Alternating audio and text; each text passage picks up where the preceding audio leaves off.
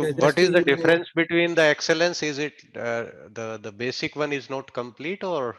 basic we already completed. We covered a lot of advanced topics, even basic as well. Mhm. So inbound we have covered a lot of things. So, but still we have a lot of things, right? So always there is a room to like enhance every area. So that's where we are Mhm. working now. Inbound, outbound, we have done it. Inbound, we have done a lot of is advanced also. Even outbound we covered, but outbound is we need to cover some more things like wave. We may extend some more wave, and also we may discuss order creation rule.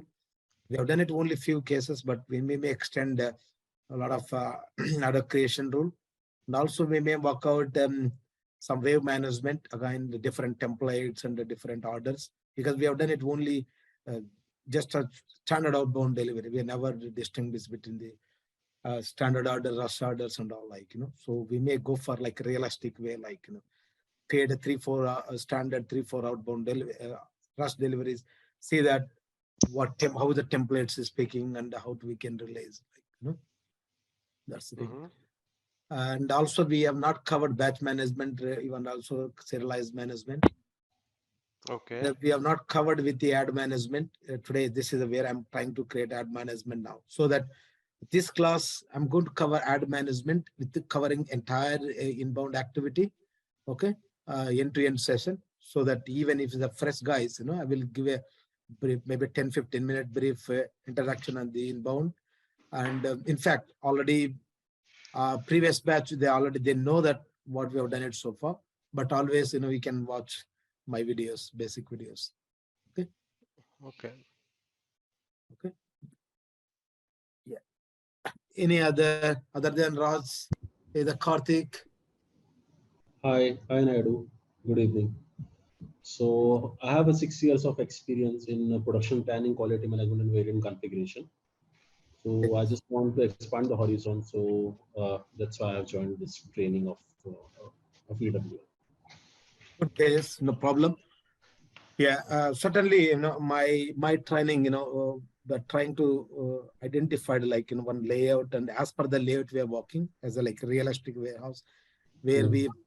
we have replicated like in all the storage type, storage bins and everything. Okay, so I can share some couple of things. Okay, uh, yeah. Sure. Uh, what about Abhay and Umesh? Umesh, he was there, I believe. Abhay, Vivek, or Anurit, or Ayushaf, anybody? Have you worked previously? Or I think even Saravanan Kumar is as well. Hi, Naidu. This is Alvari. Hi, Anurit, yeah, go Yeah, ahead. I have 5 years of experience in SAP warehouse management, and I am trying to switch into the EWM module. So, yeah. No worries, yeah, because since you already have basic warehouse management, so majority you are already experienced where how warehouse works. So, but this is the EWM, we work how we can do complex movements and how we can do different process inbound and outbound. Okay. And in Yes. fact, we covered a lot of things, a lot of business process in as a mastery. But earlier session, we covered both master and excellence together, but this time we made a small partition between this one, master and excellence. But otherwise, definitely, I believe that Sastrageek might have promised you to assign even mastery sessions to you, videos. Am I right? So I believe they Actually, yeah. go ahead. Actually, this is a demo class I'm taking, and It's fine. Yeah, uh, it's absolutely fine. So I can run through one end-to-end complex inbound process, and before that, I will add some ad management. I know that people are already here, so they shouldn't go. What I will do, I will cover complex inbound process, including ad management. Just I will discuss the some business case, and so that even previous session people will benefit it, and definitely you all benefited. And I will cover end-to-end complex inbound process from the vehicle enters in check-in point, and it goes into ad location, then docking the vehicle. Then after that, you'll do unloading and deconsolidation, and then into value-added service. And even we have done it POS and LOS combination. I will explain later stage. What do you mean that? And final put away. So I cover that so that at least you understand as a business how it works, EWM system. So based on that, you can take a decision on that. Okay. That will be great. Thank you. Okay. I know a lot of people are fresh here. So this is the warehouse. Don't forget to subscribe our channel and click on bell icon to update yourself with latest SAP videos. For mastery guys, and also you are in the excellent, just bear in mind few minutes, because I know that the fresh faces here. So we can just walk through few minutes. Okay. So this is the warehouse layout we have designed as a part of our training. So the warehouse consists of the check-in gate, and also inbound 4 doors we have. Maybe you can say south side. And also we have add locations, add 1, add 2, add B. There is a add Naidu, are location, you sharing your screen? I believe. You can't see? No, I cannot see from my side. How about the others? Can you see the screen? Yes, yeah, we can see. I would suggest you log out and log in. I think Okay, this I'll do happened to that. me Yeah. earlier once. Okay. Thank you. You're welcome. This is a layout, just few minutes I will go through so that you understand even fresh guys. So this is a typical warehouse, maybe I can put this way. So you can see, maybe I'll make it zoom out later. Okay, this is the check-in point, and these are the doors. Okay, these are the 4 doors. This is the inbound staging area, and we have a deconsolidation where after unloading, some of the products divert to the deconsolidation is based on the business requirement. If it is not a deconsolidation, it's straight away go to the final locations. Maybe it goes to the racking location, or it may go to the mezzanine location, or it may go different racking locations. Okay, there are products it's delivered by supplier, and it's a 3-4 different parts, non-homogeneous parts, packed into one HU, one handling unit. So it will be diverted to deconsolidation. Then after that, we may use into value-added service. Even after that, we may do some ID checkpoint, and before moving into final location. Okay? Before moving into the final, either if it is a mezzanine ground, first floor, second floor, this is the mezzanine location. This is the racking location. This is also racking, but this is the reserved one. This is the main pick face locations. Okay. So what I want to do today, I will ad management we have not covered as a part of mastery. So I will cover ad management. So just a basic some config requirement is there for ad management.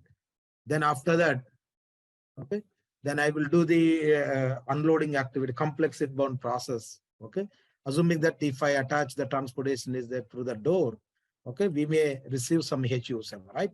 Several HUs we may receive. Okay, whether that HU directly go to the racking area after unloading, or mezzanine, or this one, or some HU going to the deconsolidation, and then go to the VAS work center, or sometime ID point, then it goes from after that. Okay, finally it goes to the either mess ground, first floor, second floor. This is a mezzanine location. Okay, or then after that it goes to the hierarchy pickface or reservoir. Okay, this is the combination, it works there. Okay, if I want to capture the ad movement, ad management is a separately different package.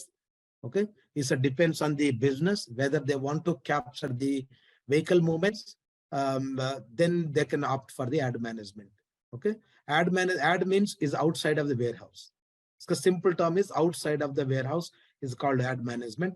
So as long as any activity happening outside the warehouse, that is called ad. That means when vehicle arrives in a check gate, then it may not directly dock into the either door or door 2 or something. So if it's a so frequent vehicle movements, okay, so it's impossible to, am I right, to monitor and assign which door is there. So definitely we need to, once enter the vehicle, enter the checkpoint, you may first checkpoint, you may park it sometime, the vehicle is parked sometime. Okay, so then based on the availability of the door, so you may dock it to the door 1, or you may dock into the door 2, or you may dock into the door 3, or so on. Depends on that. Okay. See, the ad management means, as I said, is outside of the warehouse to capture the movement. When a vehicle enters into the checkpoint, then you see that when is the entering and where it is going at. Then after that, based on the availability of door, then you are going to assign the door one. Then after that, you do the unloading. Then after the rest of the activities, whether the product undergoes deconsolidation or VAS or something else. There are occasions to go to the red zone, but we are not cover the red zone. We covered under the excellence of the red zone also. For example, there are some products where that products is not maintained. You have received a very brand new part under no put away control indicators, no master data you set up, then system automatically divert to the red zone. Then after that updating master data, system will again divert to the deconsolidation. Then rest it carries that. And also we are not covered in the mastery. There are some certain times some products should undergo to the quality checks. Okay. After unloading, then certain product will go to the quality. After quality only, it will move to the final locations. So quality we are not covered and red zone we are not covered. We'll cover as a part of excellence. Okay.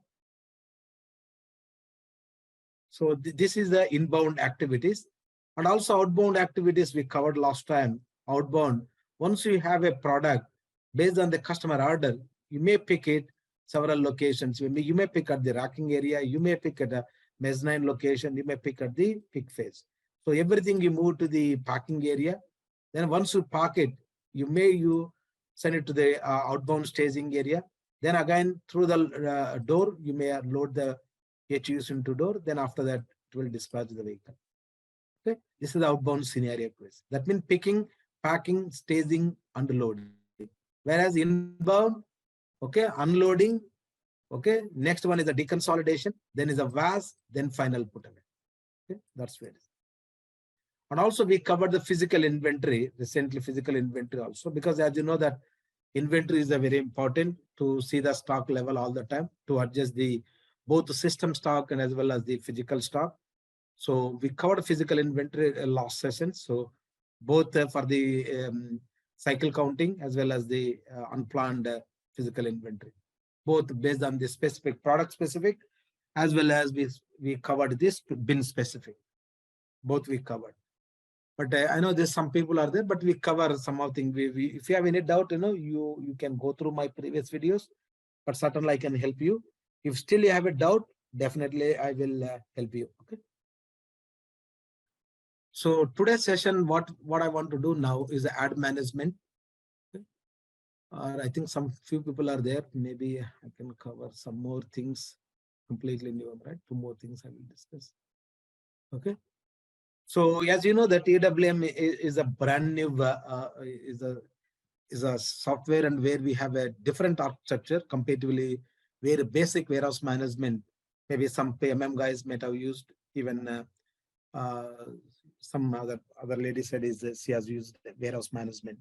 So this warehouse EWM is a completely different architecture, the way it is developed from the scratch. So there is no like comparison between the basic warehouse management to the EWM management. Okay, it is a completely different architecture. Okay, and we all lost. If you go to the basic my master lesson, so we explained difference between the EWM and EWM.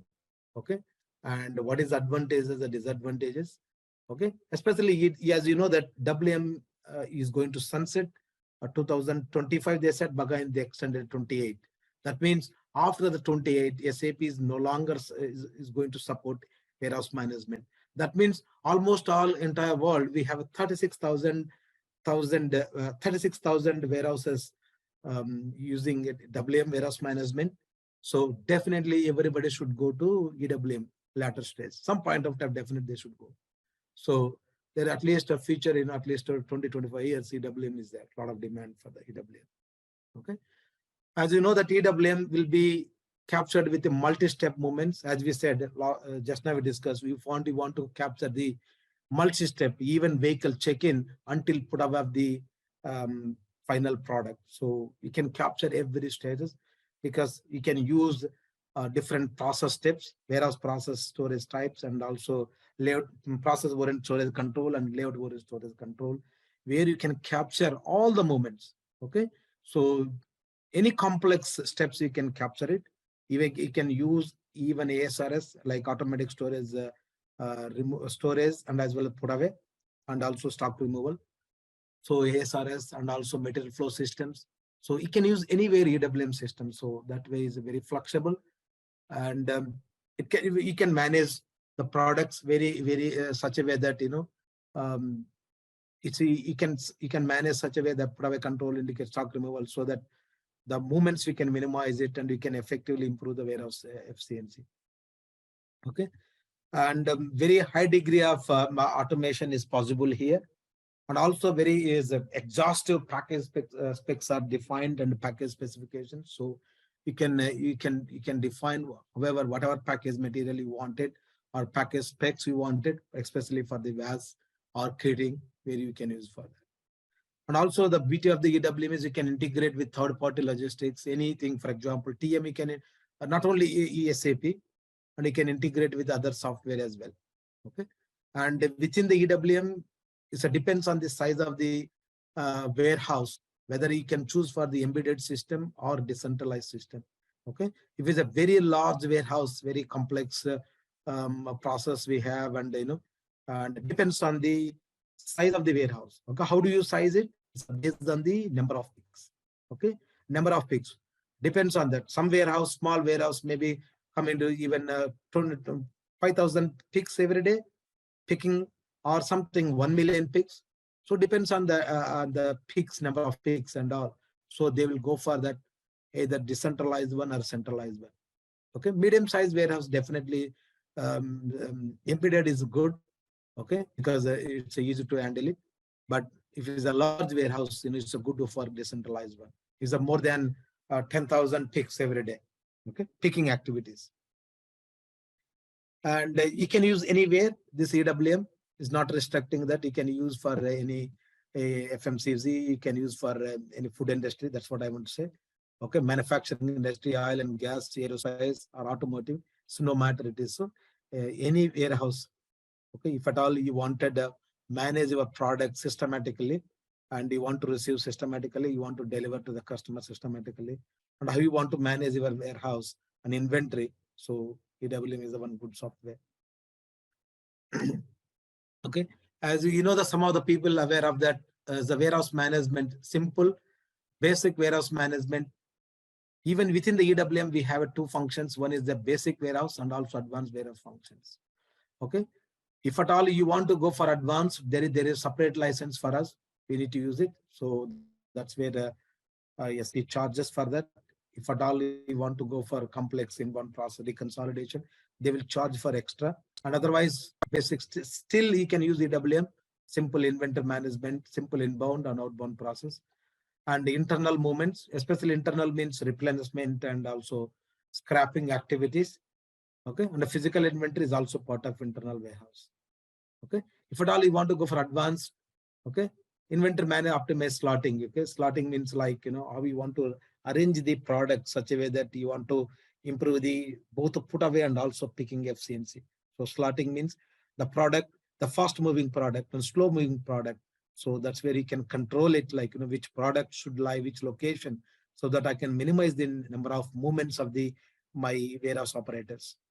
Okay, this inbound process optimization, as I said, deconsolidation is also advanced topic, is a complex one, comes under things. And also value added service, if at all you want to go for even including under inbound process. And also you want to use combined with the POSC and LOSC, for example, where you want to capture the even conveyors also. For example, you want to capture some occasions, I mean, it may not possible for you to put into some mezzanine locations. For example, you have 3 floors, ground and second floor, third floor. So you may have a lift facility, you may have a conveyors there. So still you can capture the conveyors, because that movements also you can capture. Okay. And outbound process optimization as a wave management we discussed. So last time, so still if you're fresh guys, we will discuss it if anything we are doing. Okay. But definitely we may go for a lot of things on this wave management. Today I will cover the ad management so that other people will understand the inbound activities. Okay. Labor we may not cover much. Okay. VAS we already covered, but still if you want to, we can build with the VAS even outbound as well. Inbound we have done it, but in outbound we will cover it. Kitting activity, yes, I will cover the kitting. Cross-docking we will cover, but billing may not cover.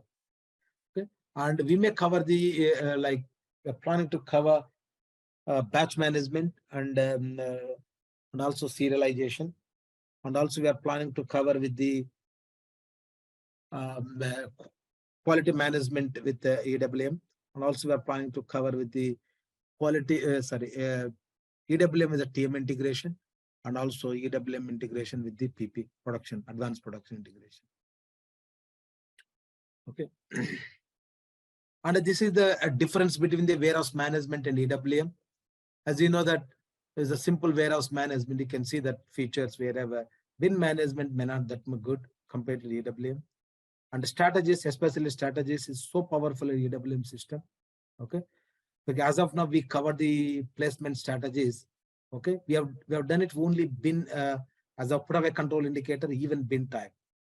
But I'm going to discuss some advanced one where I have a different bin types. Can I different bin types can be fit into different locations? For example, some bin type, certain area, 1,000 bins, I have one large store, but all the bins has gone now, completed. Is it possible for me to put different product, different location, different bin types?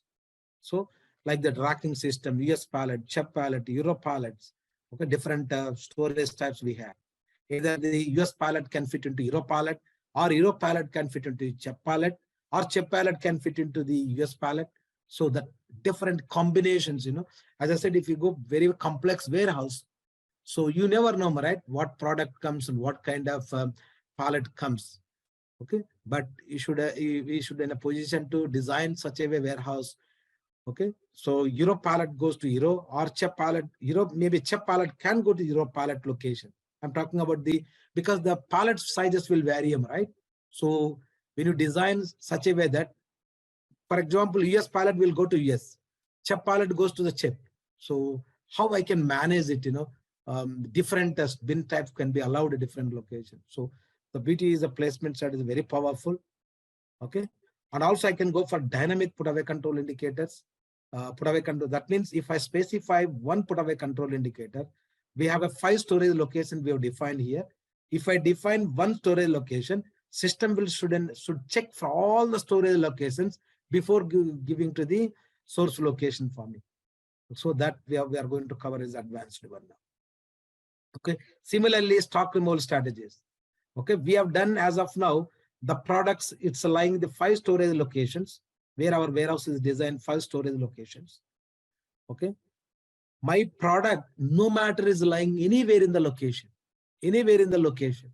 So then it should check picking strategies, every storage location before going to like propose my picking bin. Okay, so one stock removal indicator is more than enough to check all the storage locations. So that is called dynamic control indicators. So that way we are going to do our advanced one. Okay, as of now, 1-to-1 relation we have done. 5 storage types, 5 put away control indicators, 5 stock removal indicators, and that's where we have done it. Okay, now we want to go for like complex one to cover it.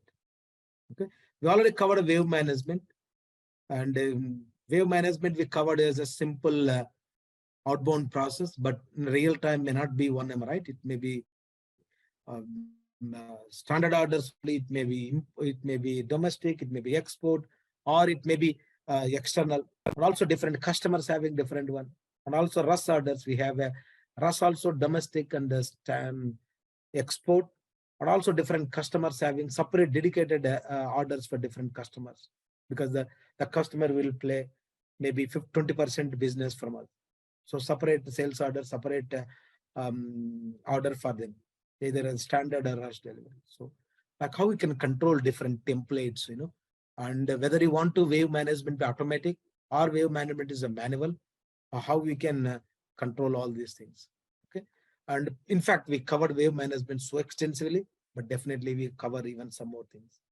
Okay, and replenishment, definitely that we have 5 storage locations. Out of the 2 racking, one is a pick phase and the reservoir. Or we want to do replenishment from as soon as the certain bin location, it falls certain minimum and maximum quantities we maintain. As soon as it falls something, so system trigger the replenishment so that you fill the stock from reserve location to the peak phase location. So we cover the replenishment, but then we are not covered anyway. We are going to cover as advanced. Yeah, handling and we already covered, but it's a very powerful handling and management here. Okay, so are you sharing syllabus or the diagram? Just diagram I'm discussing. Oh, okay. And kitting we will cover anyway, because kitting is also part of the lot of business. They prefer the kitting because kitting maybe is just you may pick it different products. Okay, it works based on the planned order and production order, and you pick the different products. Just you pack it as assembly and then put it back to that. So you may deliver customer to the as a kitting, okay, as a kit. So depends on the industry, whether manufacturing industry or whether it is a food industry and so. Okay, the kitting will vary that.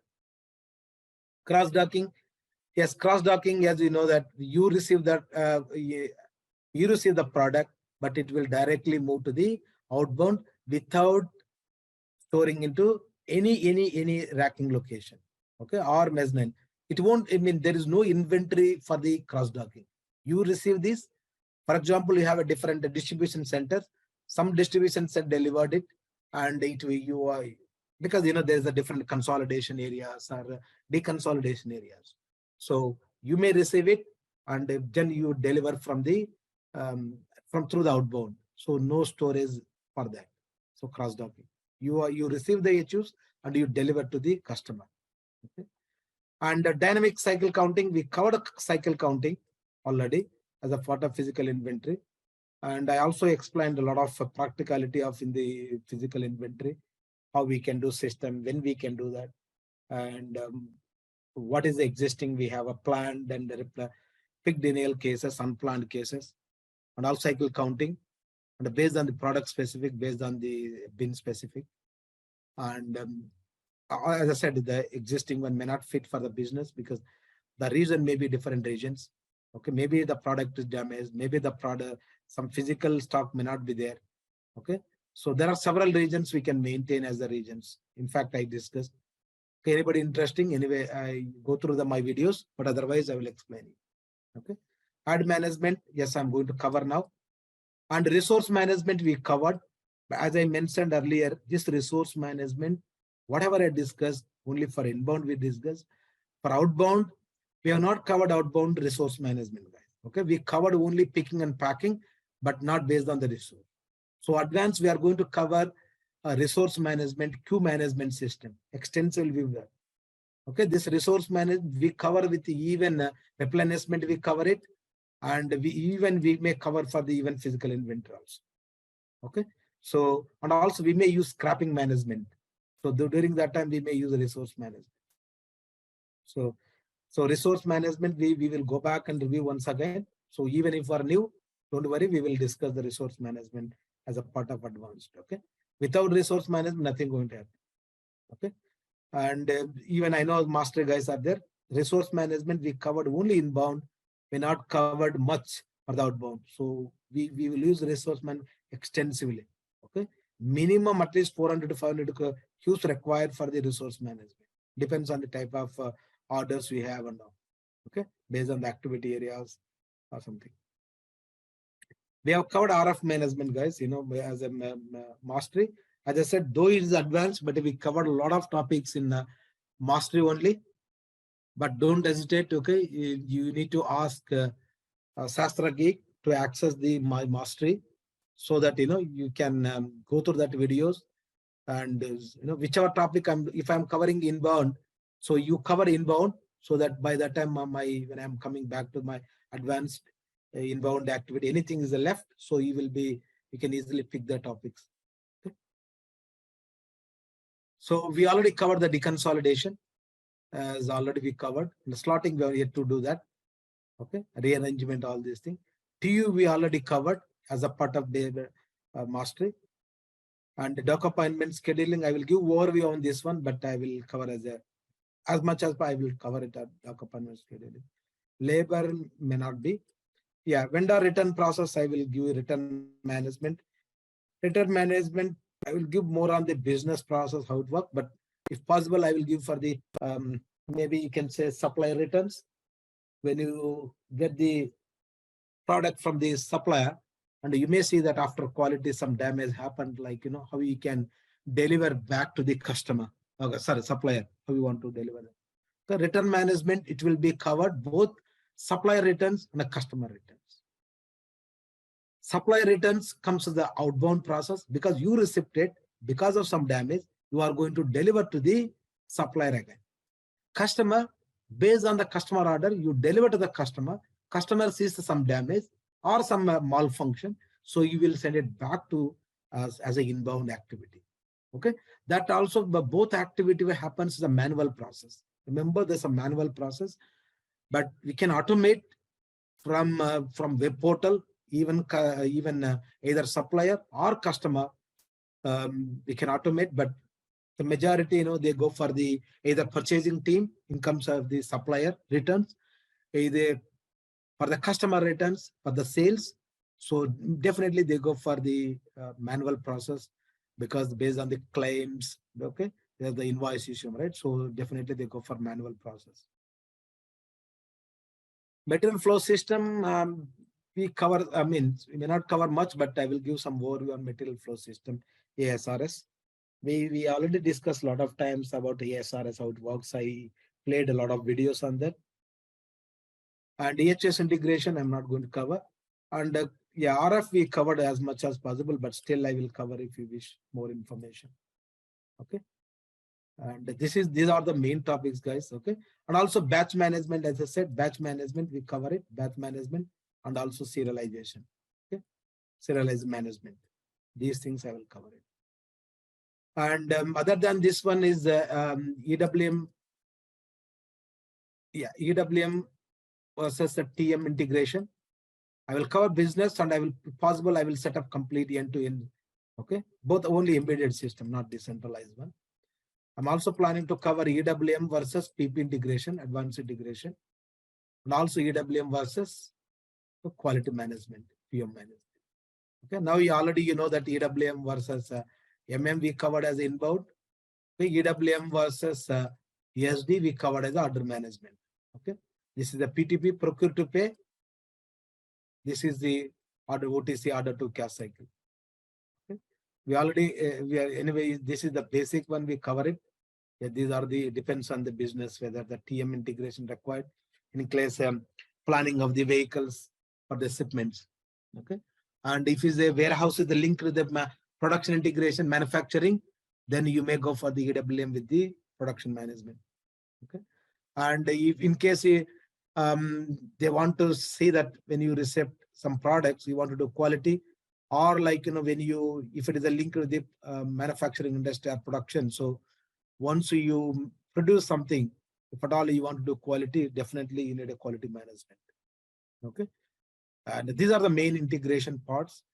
And also that EWM with the integration with the even GTS. EWM integration with the GTS. GTS is a global trade system, is a legal compliance. That means legal compliance means even when you receive certain products, unless until government compliance, you cannot receive the goods. That's called GTS, global trade solution. And same thing, when you deliver to the certain product to the certain customer, specific to the country, specific to the customer, there are some legal constraints. So the products cannot be delivered until the legal compliance team or GTS team is cleared for that. Okay, depends on this is the GDS, but we may not cover. But if you need, if you wish to know more about EWM GTS, but I will give a more overview on that, how it works GTS, what are the master data requirements. Some business case I will explain you, so at least you will get to know that. I will stop few minutes. Anybody expecting any other than this one? Okay, please, anybody? I have a question. As far as EWM GTS go, like will the interface configuration be covered? I mean, which one you are talking about? It's Subramaniam, right? Raghavendra, EWM GTS. Yeah, I know this is so extensive. See, we need to see that EWM with GTS, when GTS going to play a major role. Okay. When a customer places a order, okay, when a customer places a order, then we can put the such a way that certain product, there is a term trade classification is there. Okay. And it depends on the customer also. Or certain customer will be legal compliance. So that once a sales order is created, unless this legal people clears that blocks, delivery cannot be created automatically. Okay, you know that when a customer places orders, all the orders, it may not possible ever manual to create. It's a bad job runs. If a rush order every 15 minutes we can set up, or 10 minutes, or like a standard order every 3 hours or 6 hours, depends on the business. Okay, how number of orders they get it on a daily basis. So it automatically sets in the background. Once a customer place order, then which products are trade classified, which customer will a legal compliance. Then automatically once sales order visit, the information flows down to the compliance team. Compliance team will work out, and if you see the customer is genuine and everything is okay, they will clear the blocks. Then automatically system generate the outbound deliveries. And then that's where it works. Okay. Generally, GTS blocks will be after the sales order. Whether delivery will be created or not, the GTS will play. Okay. And this is a majority. Okay. Otherwise, I don't think so. Any integration. Okay. we are covering SD and GTS. Just I will give overview.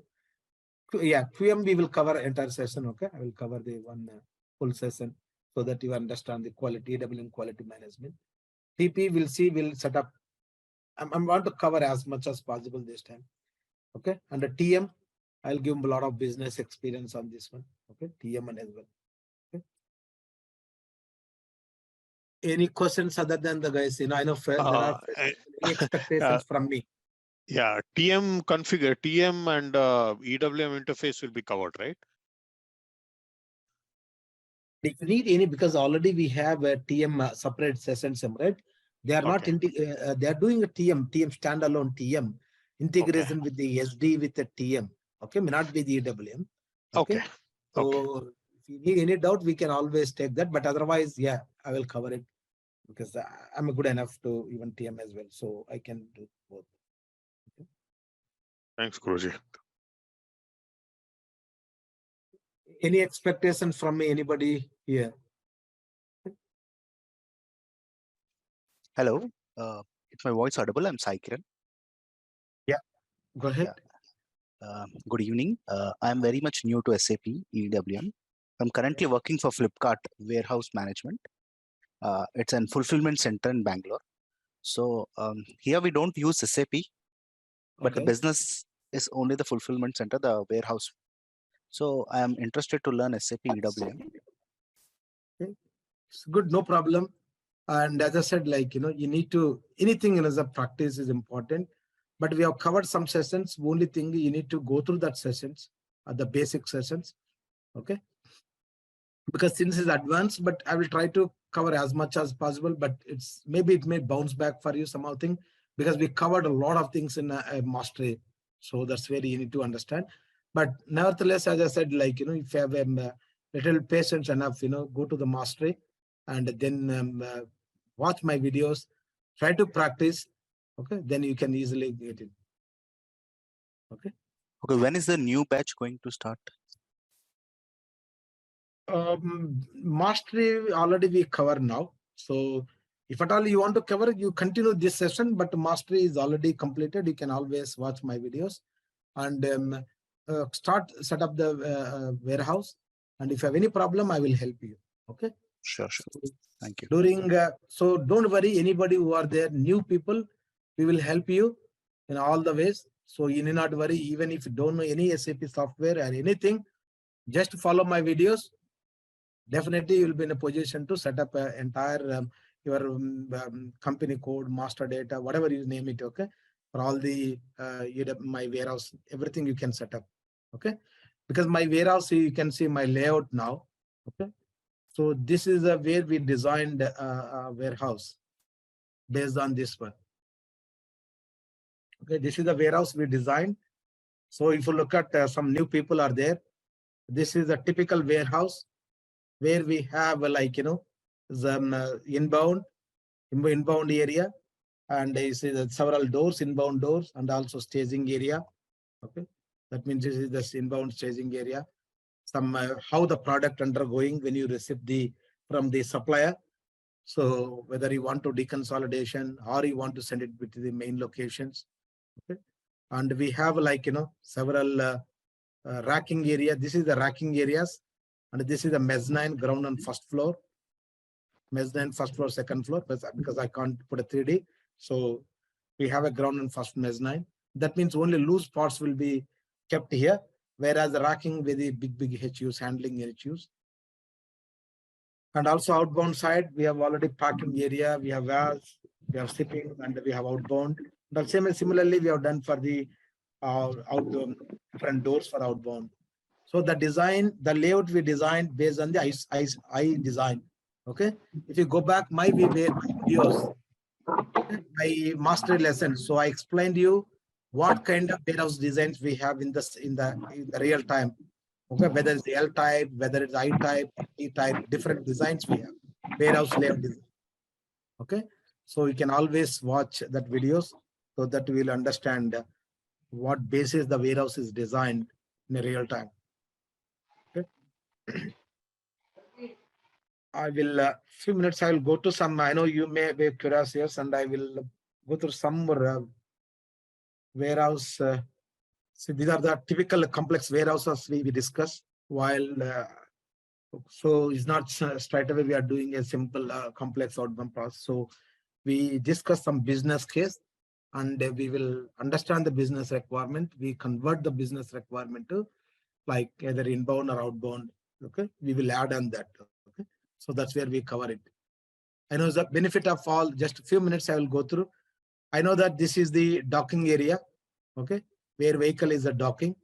So see, this is all the inbound and outbound activities happening same time. See, all the doors is both is inbound as well as outbound. So it depends on the warehouse, how it will be. For example, this case, if you look at this case, okay, here is the inbound is separate, and this is the outbound is separate.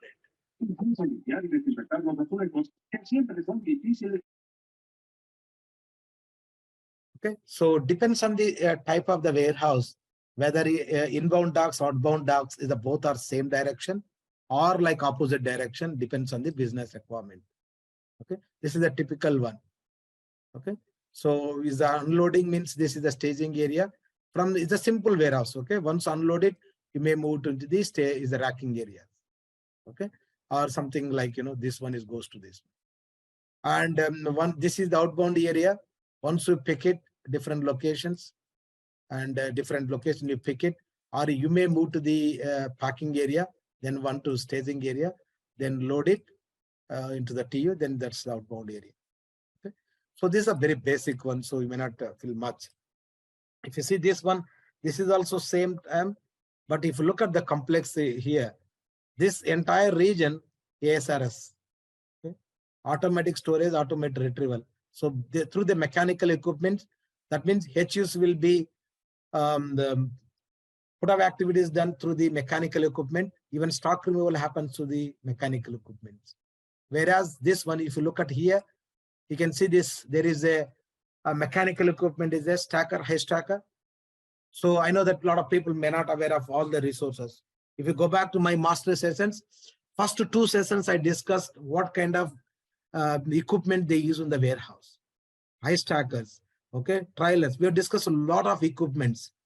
Okay, so even if you don't know anything about warehouse, if you watch my videos, you will understand what kind of equipments they use in the warehouse. Okay, stackers, high stackers. Okay, so you understand that under the radio frequency devices. Okay, all we have explained by 1 or 2 sessions, initial stages. So you understand even when I'm talking about the even high stackers or mobile devices and anything. Okay, so this is the where if you look at here, this one is the racking area. Using high stacker, you can always go. There is oil is there between the racking. So the stacker will go in between and pick the product and also put away. Both activities we can do that. Okay. And also if you look at here, this is also ASRS one. Okay. This is the small product. This is the big HUs. HU means is a packing one. This is the one HU, guys. Okay. The rectangular box. Okay. The yellow color rectangular blocks is called HU, handling unit. HU means is a combination of the packing material with a product is called HU. Okay. Handling unit means is the combination of the packaging material with the product is called handling unit. Some people in a warehouse terminology is called a case, CASE case, or you can call as a HU in terms of the EW terminology, handling unit. Okay, combination of the packaging material with the product. Product means is any items. Okay, so this is again ASRS only, but you can see this small box of tours they are keeping here. Whereas here they are keeping the big HUs, very large HUs they are keeping here. Okay, using ASRS only, mechanical equipment. This is a complex warehouse, but I will try to cover as much as possible, even advanced. In fact, we covered inbound activity. Once unloading, we may do the staging area. This is the staging area.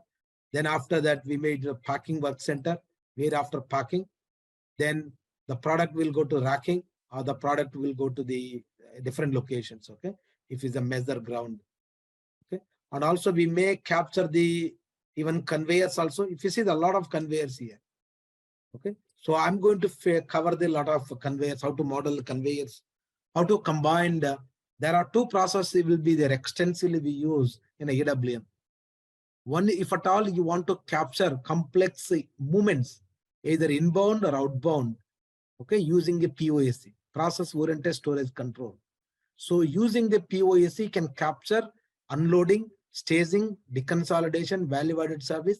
Even after that, the product undergoing maybe through the lifts, through the conveyors. So you can always insert even layout oriented storage control. If at all you want to inbuilt LOSC within the POSC. Okay, if at all you want to capture the lift or even conveyors also. In fact, we covered, but we will cover more things. As I said, even inbound, like we have done it as of now, dedicated part is going to dedicated location. What happen if is my product, anywhere it should go. Either it is a mesh or mezzanine locations, or it may be racking, or ASR different location. So how I can control that? Okay. And if I'm going to receive my product, different pallets. For example, you have a pallet means combination of the wooden pallet plus packaging material. Packaging material means HUs, okay, with the product. That is called a pallet. So if you go back to see my videos, initial stage videos, I extensively discussed what do you mean pallet, what kind of pallets we have. We have a different wooden pallets, we have a plastic pallets, and also depends on the size of this product. We can always categorize US pallets, Europe pallets, CHEP pallets. Okay, so I discuss a lot of terminologies during initial stage of my sessions, master sessions. Okay, even you don't know anything warehouse, you don't know what is how it works warehouse. So everything we covered during master sessions. Just you watch it, you will get to know all the things. Okay. So what I will do now, okay. So do you want to cover ad management now? So that I will cover ad with a combination of the inbound end-to-end session. Okay. Okay. So that you will be benefited, and the fresh guys anyway they will watch my previous videos. Okay. Yeah, this is where I want to spend more time for the inbound. Okay, this is what I'm trying to explain to you that real time. We have a different pallets. We have one is a CHEP and Hero and all the things. Okay, so whether US pallet can be allowed CHEP pallet, or CHEP pallet allowed is US, or different like combinations. We can manage it, all these things. So that's where complex comes into the picture.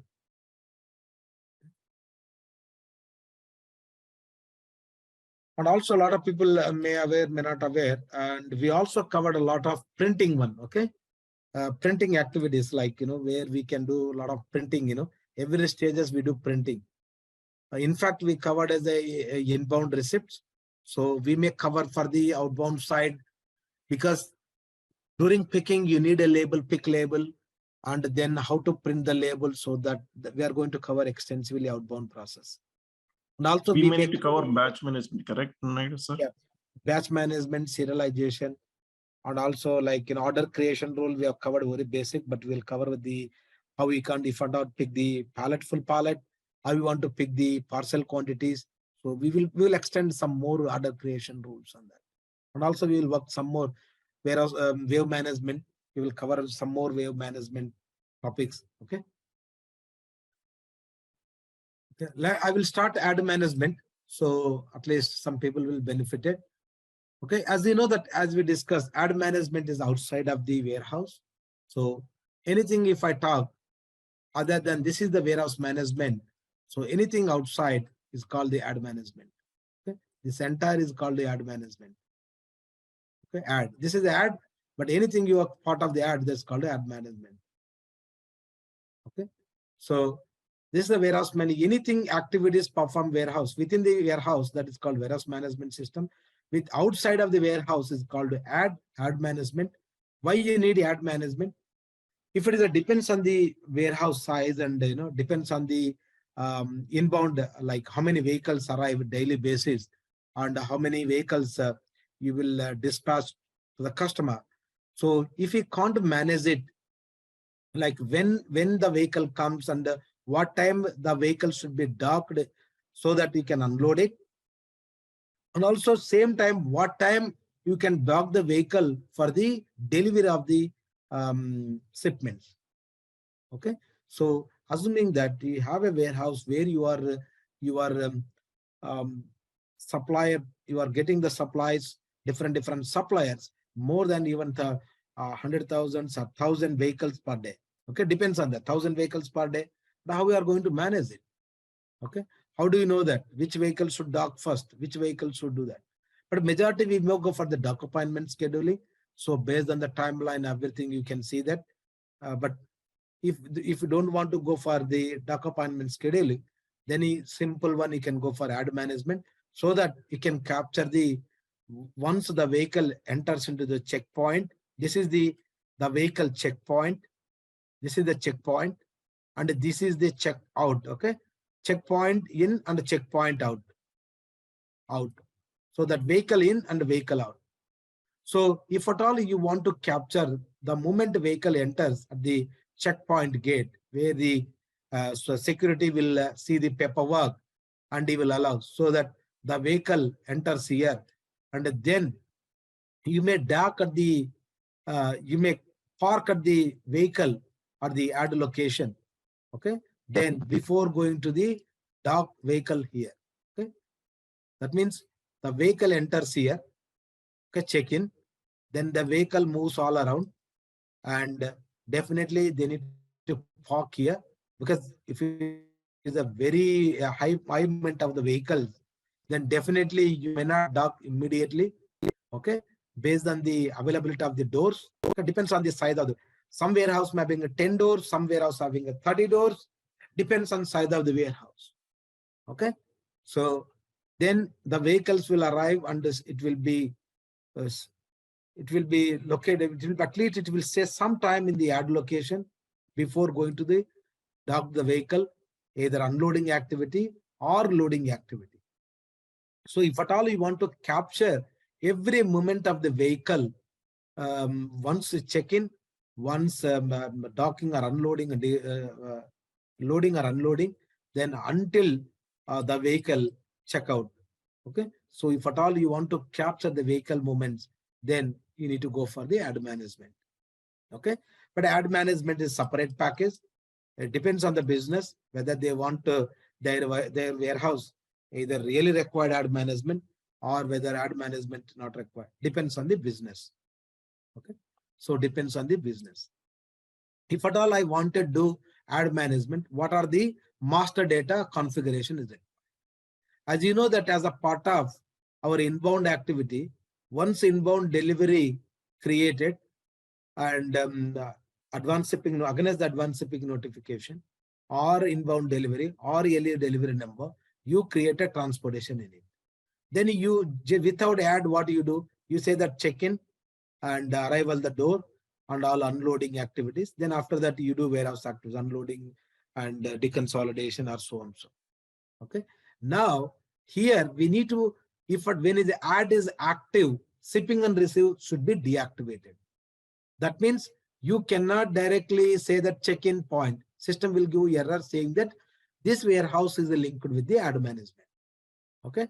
So if at all I want to perform add management, first of all, you need to deactivate under the shipping and receiving where we have done it, TU transportation management, TU, we need to deactivate and activate the add management so that the warehouse, we can perform add movements first before performing the unloading activities.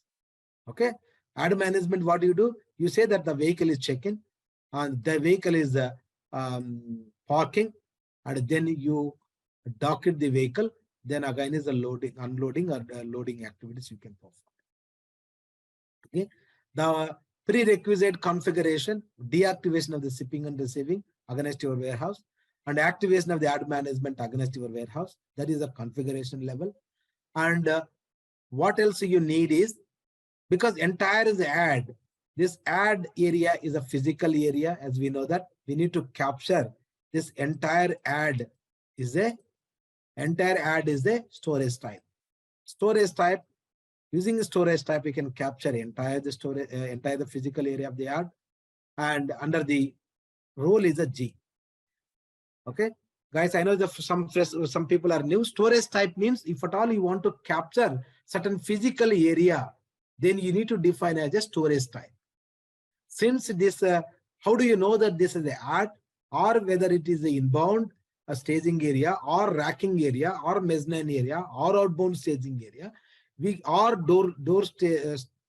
door area, it's based on the role of the storage type. Okay, there is a role for every storage type. So the G is the add is the role, so that based on the role, you can always distinguish what kind of storage type it is. If at all I want to capture add area, then the role will be G. Under the storage type, we need to select as a G is a storage type. Okay, so that this is the add. So that is the one thing you need. And also you need master data. What kind of master data you need? Storage type, then you need to define checkpoint. Okay, there is a checkpoint you need. And also you need a parking lot you need. And also before the door, each door, the vehicle is there. So that area also you need to define as a add area. That means in front of every door, okay, in front of every door, the vehicle, right? This rectangle, the vehicle is there. This is also, we need to define the docking area against the door is also one physical area. That means you have to define bin, okay? And you have to define bin, this one, as a parking lot as a bin. And also you can define parking lot as a section. And also in front of the doors, we can define as a door, add area door against the door. And each door, we have to define one particular bin. And you can also define even section also. Same thing, check-in point. The check-in point also you can define as a section. You can define as a bin also. Okay. The storage type, it covers entire the add area. And if at all you want to define the section also, for example, I can create, this is the one section. Under that, I can define, if at all you wanted to capture add area as a parking lot, right? You know that when you go to any grocery center and all, you can see car parking. Okay. So each car parking area you can capture as a one bin. Okay. So that is also possible. So here we may use both section as well as the bins. Okay. Storage type as a add, and then is a storage section. The section as a checkpoint, as well as the storage section as a parking lot, storage section as a door. Okay. That door means in front of the door, not the door. Okay. Add area. And also bin, the checkpoint bin as a bin, and also parking lot as a bin. And also we can create door as a each against the each door also bin. Okay, so that is a master data we need. Okay, so this is the master data we need, and I will jump into the configuration now, and maybe you can see some more pictures here. So the basic prerequisites here is any add, okay, any add management, you need a storage type is add as a G role I said. Under that you have a sections. Under the section we can create a several bins if at all.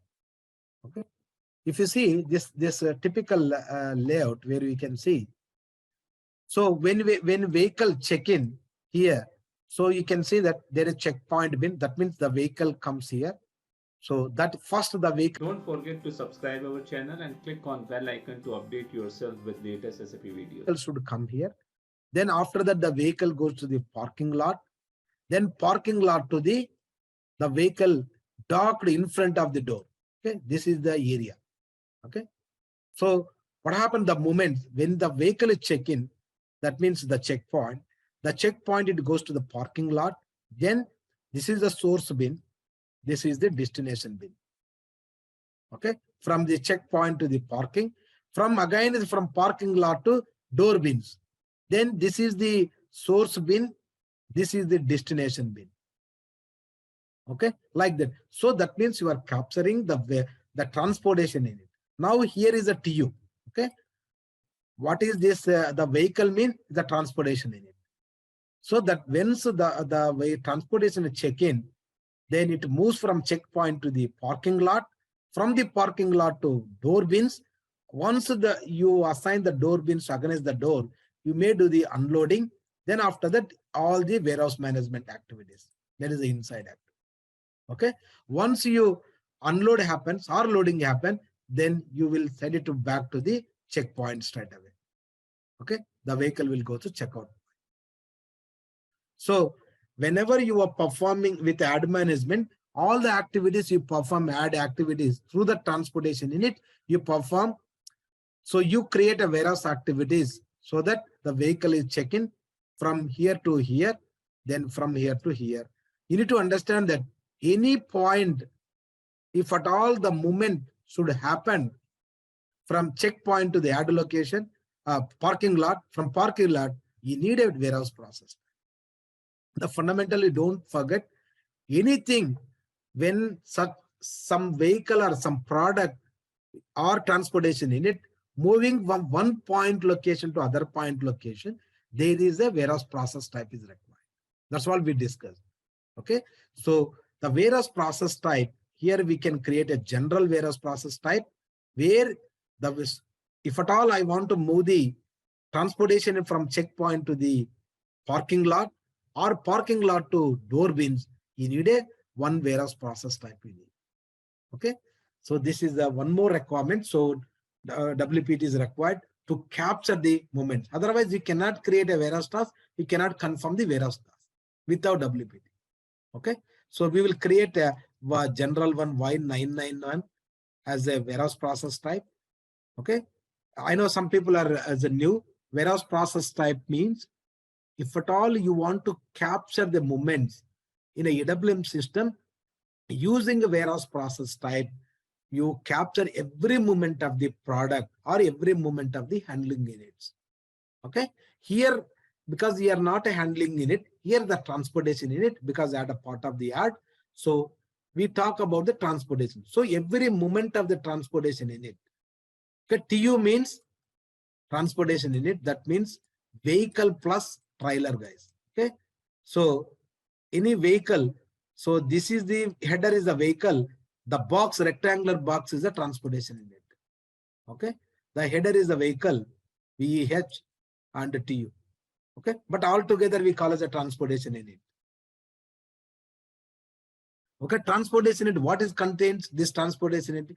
It contains handling unit, several handling unit. What handling unit, what contains?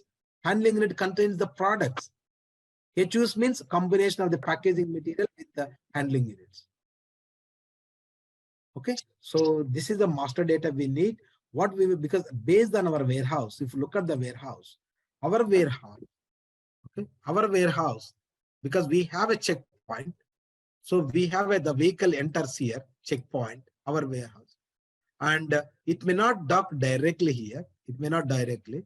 So once you check in, it goes to the add locations.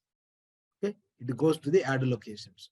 First, the vehicle goes here. It stays some time. Based on the availability, it will be assigned to the whichever the door is the empty one. Okay. Then after that, unloading activities. Once unload the HUs. Say this a transportation having HUs. If I'm drawing the rectangular box, you think is the HU, that is called packaging material. Once unload the HUs, okay, whether the product may undergo deconsolidation. Okay, some product, okay, we have not added. So we are going to capture this one now. Okay, so I am going to place a customer order, purchase order, such a way that some 3 or 4 products, it comes under the one packaging material. Another single product, it comes one. So this product may not undergo deconsolidation. Decon, it may not go, but this product, because of 3 different product, it goes to the deconsolidation, or it may go to the VAS. So when I place my purchase order, 3 products, 1 HU, other product is the direct one. So that one HU, it will directly go to the racking area, or it may go to mezzanine. It may go to the pick phase also. That means it will go directly without any deconsolidation. Whereas the deconsolidation product, all the HUs will go deconsolidation. That means the product having a 3-4 products inside, you will deconsolidate. That means you will unpack it and repack it. Then it will become a 3. Each HU will be split into 3 HUs. That all the 3 HUs is move into VAS work center, where you put the labels, or you may add some value to the product. That means either labeling activities or some, depends on the industry. Okay, either it's the food industry, whether it is a manufacturing industry. Some industry we may do some overhauling. Some industry we may do some painting activities. So value added service means is not restricted something just labeling activities. It may be painting activities. It may be even you need to oil it some engines also. Okay, because it was the product when you receive it, you may do some painting activities because it may not spoil, may not rupture when you keep in the warehouse. So anything on that. Value means value service. VAS means any activity. That activity, it's a giving value to the product, either labeling or painting or oiling, or in terms of just you add value. For example, you especially like changing the even product numbers also. For example, supplier number is different, your number is different, so supplier will give different number, but we may relabel our numbers also. So that is a VAS activity. And also, once a VAS activity is performed, so if at all you want to do weight checks, weight, for example, because 3 HUs I told him, right? So all the 3 HUs will go to the weight check. That means I will send it from VAS to the ID point location to check the weight and to put the labels, like print the label. I will attach all the HUs. All the 3 HUs I will assign. Then after that, 1 HU will go to the pick phase, because depends on the product. Okay, depends on the product control indicator. One product goes to the reserve area. Other product, this product is undergoing the second floor of the maze. That means when there's a mezzanine, you have a 3 floors, guys. Okay, 3 floors. Lift facility is there. That means the product is lying. So the product, if at all going in, it will go to the 3 lifts, okay, to reach the second floor. This is the ground one, first floor. This product. That means you need to capture the even lift also. Okay. For example, even is not only lift. Okay, it may have a conveyors also. That means from the ID point, you drop at the conveyors, maybe conveyor belts. Okay, you drop at the conveyor belt. That if it's a very long one, assuming that the warehouse may be 2 kilometers, warehouse may be 2 miles, depends on the size of the warehouse. That means you may drop it, it may travel conveyors some almost even 10 minutes also, depends on the size of the warehouse. So you drop it, then it ends there. Then once you reach system scans, then automatically it depends on that. Whether it is a SRS system, automatic storage retrieval, automatic storage, automatic retrieval. Depends on the automatic mechanical equipments will happen. Either robotics, okay, no human interference. So automatically it scans the labels, then it will takes the product relevant area. Okay, it depends. So mezzanine, it will go to mezzanine location. Okay, so we are not covered as of now lift modeling, and also we have not captured the designing of the conveyors at the moment. So next class, as I said, like we may cover as an inbound advanced complex up to complex. So we may capture these conveyors and lifts also. Okay, that means as of now, from the idea point for the weight, we are moving. Then after that, we may use from the conveyors, or we may use lift, especially mezzanine location. That means within the warehouse, there is a 3 floors is there. You know that any warehouse is a massive warehouse. It will be there minimum, any racking, if you say 7 or 9 levels are there. Okay, 7 to 9 levels are there. That means vertically, level 1, level 2, level 3, level 4, 7 to 8 levels are there. Depends on the size of the warehouse. Okay, so this is the mezzanine, means the ground and first floor where we put the loose parts. Okay, loose parts means like, you know, single products. Where racking means definitely you put the directly HUs. HU means that is a big HUs, a rectangular box. Okay, it's having inside a lot of products. Okay, it's the same product or different product, depends on that. Okay, depends on the business. Whether the same product will be, you are keeping one HU or different product, it depends on. And also same batch or different batch. That's where we say that depends on the business. Okay. So this is the inbound, we cover it. But how it works, all these things, and we need a warehouse process type. If at all complex inbound process, we have created 1011 as a complex inbound process, is a 101 main WPT. As I said, once unloading activity we may use where is the WPT is required to unload the activity. To move the product to deconsolidate, there is a WPT is required. To move the product from decon to VAS, again WPT is required. To move the product VAS to ID point, there is a WPT required.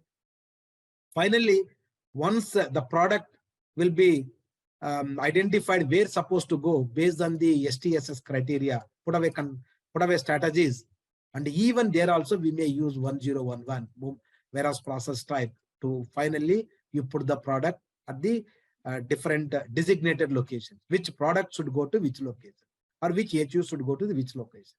Okay, based on the strategies. So all these complex steps, you know, we already covered as a part of mastery, but as I said, still some outstanding is that we cover it. And also there are exceptions all the time, am I right? It may not be happy process all the time. Okay, it may not be happy process all the time. There are occasions, what happens when you receive the product, when you unload happen, some products, there are no put away control indicators. Okay, system, it's failed to identify where the product should go to. Then that product should, you need to deliver to the red zone area. Then you move that HUT here. Okay, then after that, somebody is going to inspect this one to check what could be the region. Maybe there are EWM supervisors. There are some dedicated warehouse people. They will work on the red zone area. Okay, they will verify what could be the region, why system is diverting the red zone area rather than it should go as per the design. So they will say that, is there any put away control indicator? Is the product is not existing? Then they will do all the steps. Then system automatically from red zone back to the, if it is a deconsolidation, or if it's a deconsolidation is not a mandatory that product, the product, it maybe depends on the strategies where the product should go. Okay, either to go to the racking area, reserve area, or mezzanine, or it may go to the pick face location. Okay, why we call it a pick face? Because that is a more frequent place where we do picking activities. Reserve depends always. Even if reserve is also pickable location, but we always keep the majority of the stock there. Okay, but replenishment trigger from reserve area to the pick face. All reserve area to mezzanine, ground, or first floor, or depends on the business account. Okay, so this is exceptional as a red zone. And also exceptional other thing is, sometimes you received the product Okay, you receive the HU. The HU, the product inside a product, it will be diverted to the quality. Okay, that means any product, that P product, dedicated customer, so the product should undergo the quality system, definitely. So that product will be diverted to the quality. After checking quality, then that product may go to the deconsolidation, or the product will go to the different lacking area, depends on the product requirement, whatever is specified in the whatever control indicators. Okay, so and also other unhappy process is there are occasions you unloaded the HU. Okay, you unloaded the HU. Okay, some reason we don't want, like, we said we don't want, we no longer is going to perform any activity. So we wanted cancel that delivery straight away after loading activity. So how I can do that activity using the exception code. In fact, we already covered exception code. Using exception code, we can always cancel the HUs inside the product. I can always cancel the entire delivery. Okay, I can always cancel few line items. Okay, these are the exceptions. Okay, we will cover as a part of the inbound grief. Okay, how we can do that. Okay, there are occasions once unload, even system may not happening deconsolidation. So how we can manage the real-time operations, how this kind of situation happen, how we are going to handle it. So these are the, like, under the exceptions we cover as a inbound grief. Okay, inbound grief. Same thing outbound we cover more on that. Okay, just as of now, just I'm trying to cover as inbound. Okay, somebody is asking something. Sorry. Yes.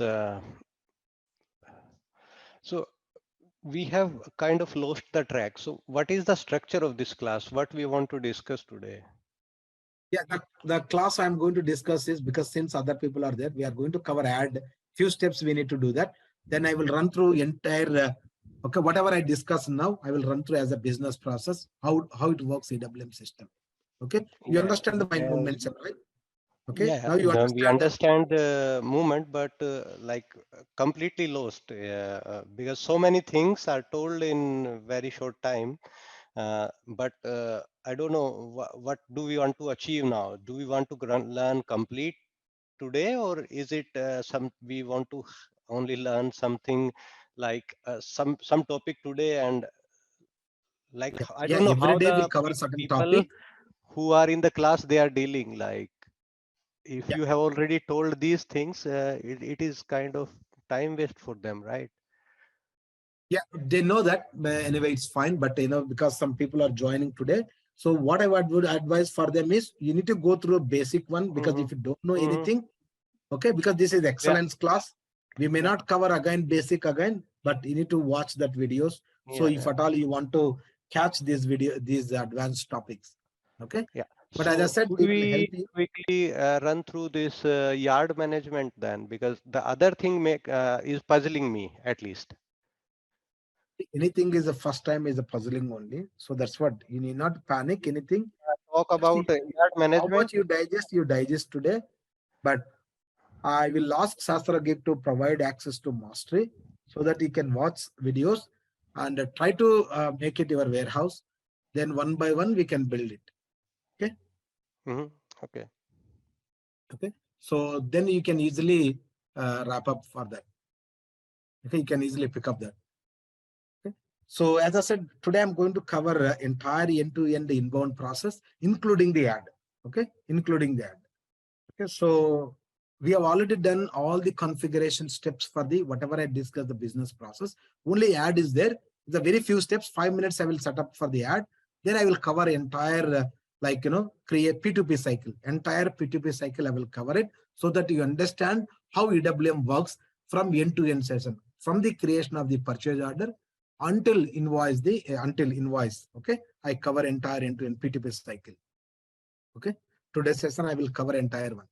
Okay, quickly I will jump into SAP screen now, so that I will set up quickly ad management. Then I will run the entire end-to-end process. Hope you can see my screen now. And also, I made some notes on that. 1 second. Yes. created some notes. So I will share this one. I know a lot of people are new, am I right? So this is the where we maintained all the steps for complex inbound process. So all the steps we defined, everything line by line, step by step. Okay, this entire complex inbound process.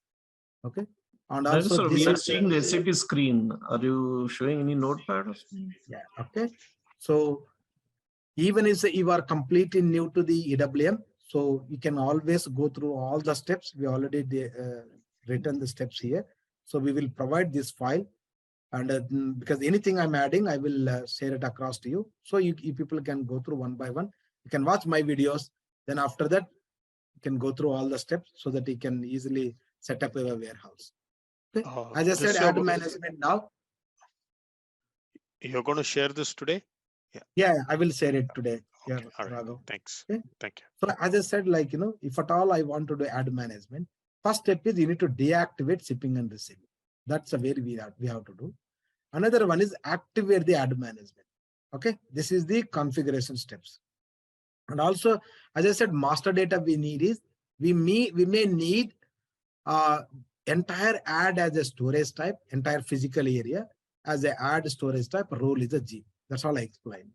Okay, and also you may use some kind of master data where you need to define checkpoint and south and north and doors, all these things, add bins. Okay, and also we may use some checkpoints and some kind of setup. You need to link it, your add bins to the doors, because we have 4 doors. Against the each door, we need to create one add bin. So that's configuration we need to require. And also checkpoint to the add bin and supply chain in it. And also to capture the every moment of the transportation in it, the moment enters into checkpoint, then we may use some WPT. Okay. As you know that any moment from source to destination, you need a warehouse process. So this is the steps we may use it.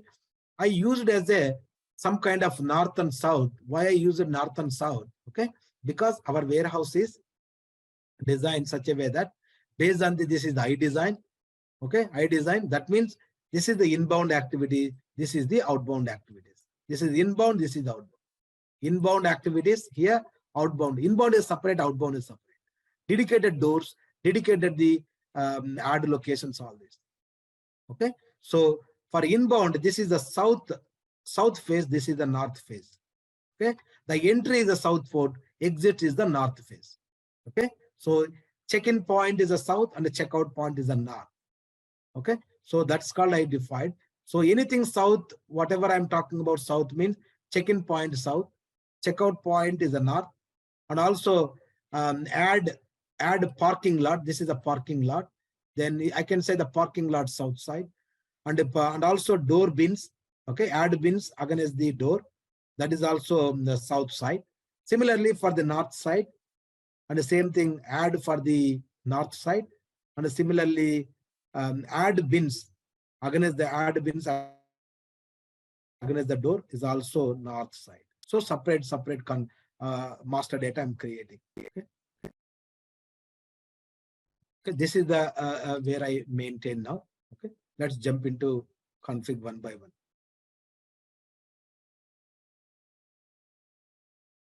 So first step, as I said, always, I know that a lot of people are new. So once you go to the SPRO/N SPRO configuration, okay, under the reference IMG, where you can see SCM extended warehouse management. Under that extended warehouse management, I hope you can see my SAP screen. Please confirm, anybody? Yes, sir. Okay. So under that you can see several nodes. Okay. All master data. If it is inbound, we go outbound, and internal we deal it. Any cross-pass setting, all the POS, LOS, order creation rule, all the thing we do. MFS, this separate node. Labor management, billing, document scheduling, and monitoring related interfaces. Okay. We already covered a basic lot of interfaces, and all. If you want, you can always watch that videos. But nevertheless, as I said, please, because if you're joining my excellence, but I will help you for to pick up even basics also. You need not worry. Okay. So for ad management, first under the cross-cross settings, Under the shipping and receiving, because anything add or transportation, it comes under the shipping and receiving. Under that, you can see general settings first. Okay. Under the crossbar settings, shipping and receiving, first step is deactivate shipping and receiving. Okay. You need to see that 27 our warehouse number 2710. Okay. This is the deactivate and shipping and receiving. Okay. So you can select the flag it, or you can say unflag it. If it is a definitely you don't need to select. This is the deactivation. Okay. So once you deactivate means you can activate ad management here. Okay. So activate ad management. So 2710, this is called activation of the ad management. Okay. So you can always say activate ad management. If at all you wanted, your ad management should activate that. So once I add it, so system will pop up transport, where if at all you wanted to make separate transport, because you may, as you know that in the real time we may do development system, then you transport this one to quality, then after the quality to the production system. So the transports are very important. If at all you want to maintain separate transport for the ad, you can always save as a separate transport. Okay. This is the first step you need to see, activate ad. Then under that, master data, entire ad I need to define as a storage type. Okay, as a G role, that's what I told you. There is already, we have best practice system. Okay, already we have 0001 or 1710 as a best practice system. You can always use of that one. And this is the ad. I'm copying my best practice system to my warehouse 2710 ad. And as I said, the only I need is storage type role is a G, so that I can understand what is my the storage type as a add. Okay. Rest you can keep as it is, and also put away rules for this one is just you can specify as the empty bin. Okay, that's more general storage is up to you. Okay, choice. Even I can specify as the empty bin only. That's not a problem. Okay. Just save it. Okay, see the when you save it, so you can always create your own new request instead of, because I'm saving everything one port. The day one, whatever I'm doing, I'm saving one request under this one. So if at all you wanted ad management separate, you create it and save as a different transport. Okay. So I created as an ad, and also sections is important. Okay, so sections I can create here, or else under the shipping and receiving. Under that again we have ad management. Okay, so as soon as you create a storage type role as G, you need to define ad using storage type. Okay, so automatically you can see add. Under that, storage type my warehouse, capacity check, whether you wanted to check capacity of your transportation in it. If at all you want to check the capacity, means weights and dimensions of the transportation in it, then if you select this one, system will check the weight and dimensions. If you don't save, if you don't want to check, then you say that no, just check as a 4, no check against key figure, weight and volumes. That's called weight and dimensions. Okay. Confirm a put away and stock removal. This is standard one. And also you need to see that the role is important. G is a add. This is important. Okay. So whatever we defined under the storage type add, same information I selected empty bin. If at all you want to go general storage, it's up to you. Okay. No problem. Either you select empty or general storage. Empty means empty location. Okay. Or you can select, if you want to go for general storage, go for general storage. That's not a problem. Okay. It automatically updates here. If you go back here,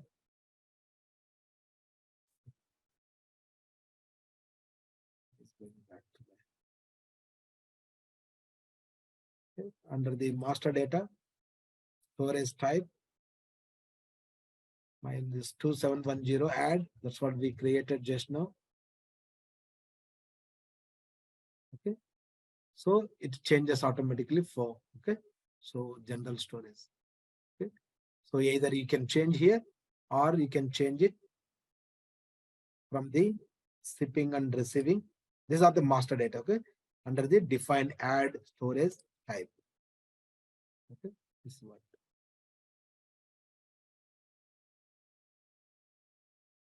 Okay, this is the one.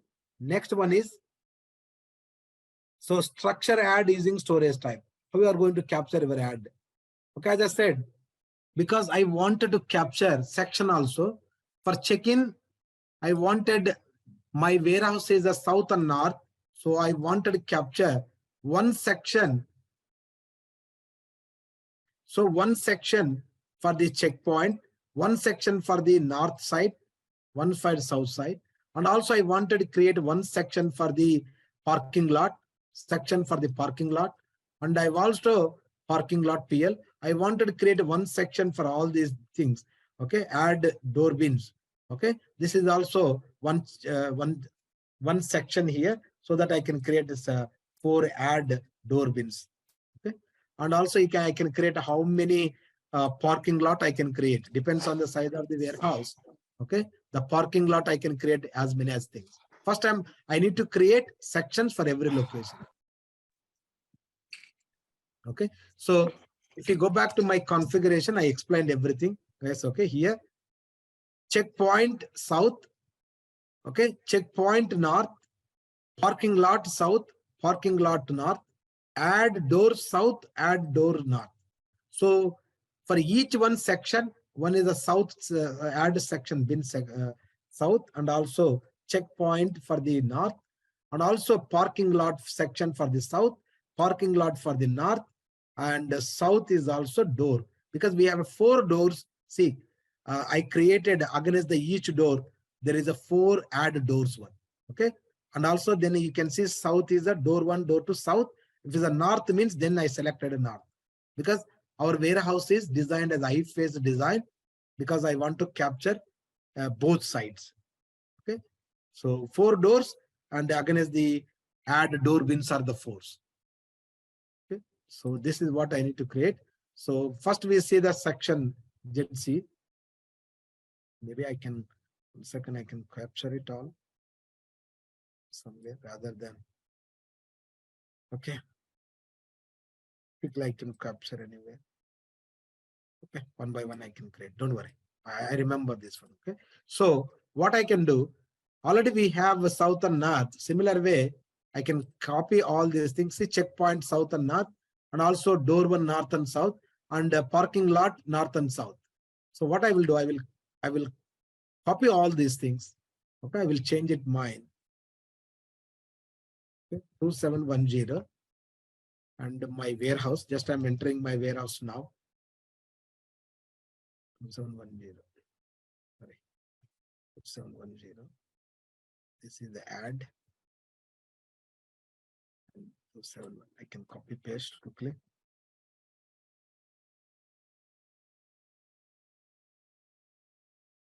Then what I can do, checkpoint. So if it is a checkpoint, first is the south I'm creating, checkpoint in south. Okay, I'm going to change it. This is the south.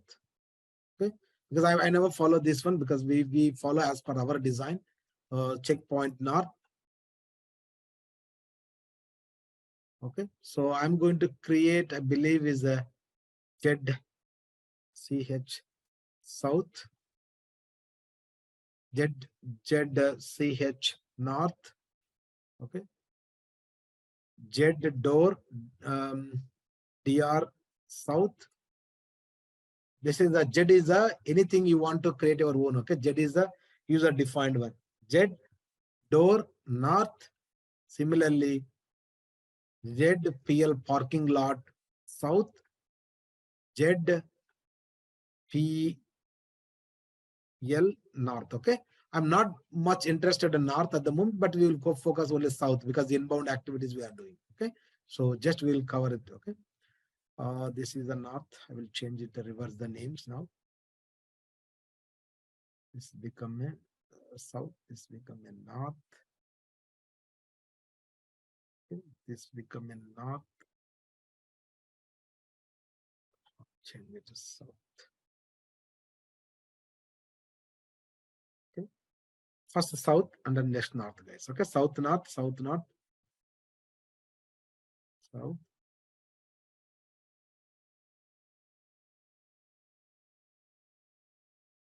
okay, so sorry.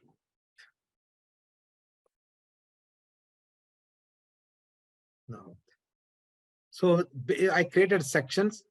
Okay, so given the both names, first letter is G, second letter is to get the checkpoint, a door or parking lot, and the next last letter is the either north or south. Okay, save it.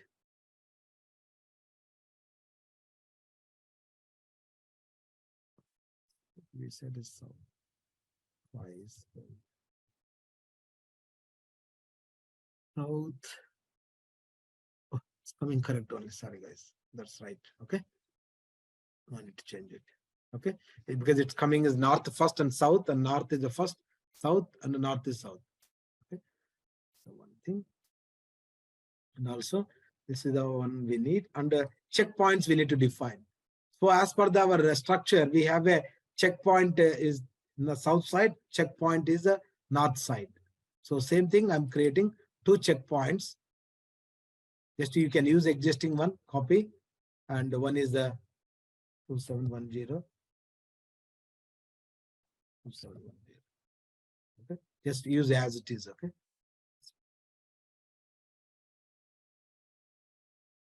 Now you know the sections we created, checkpoint, and the checkpoint is a south and north. We need a bins, right? Because section you created, storage type you created, we need to create a bins. If you go back here, so against each one, we have created these many bins. Okay. Okay.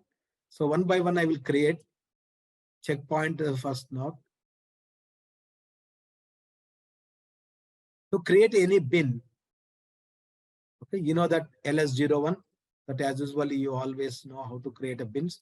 LS01 is a transaction where you create a bin. So you need to select our warehouse 2710 warehouse. And then this is the south side. I'm doing checkpoint first, and add is the my location, and also Z checkpoint section we created, right? South side. Okay, south one. Okay? This is the one. Just save it. Okay, storage type section you created. Same thing I will repeat, opposite side, north side. Okay, add north, just to add a north. Then you need to select storage type role is same thing, add, and the section is now instead of yes south, put as a north. Okay, north section, because it's the north side. Next. Okay, these things we have done it now. Parking lot. Okay, parking lot first is south and north. Okay, this is a parking lot because I'm creating only one bin at the moment.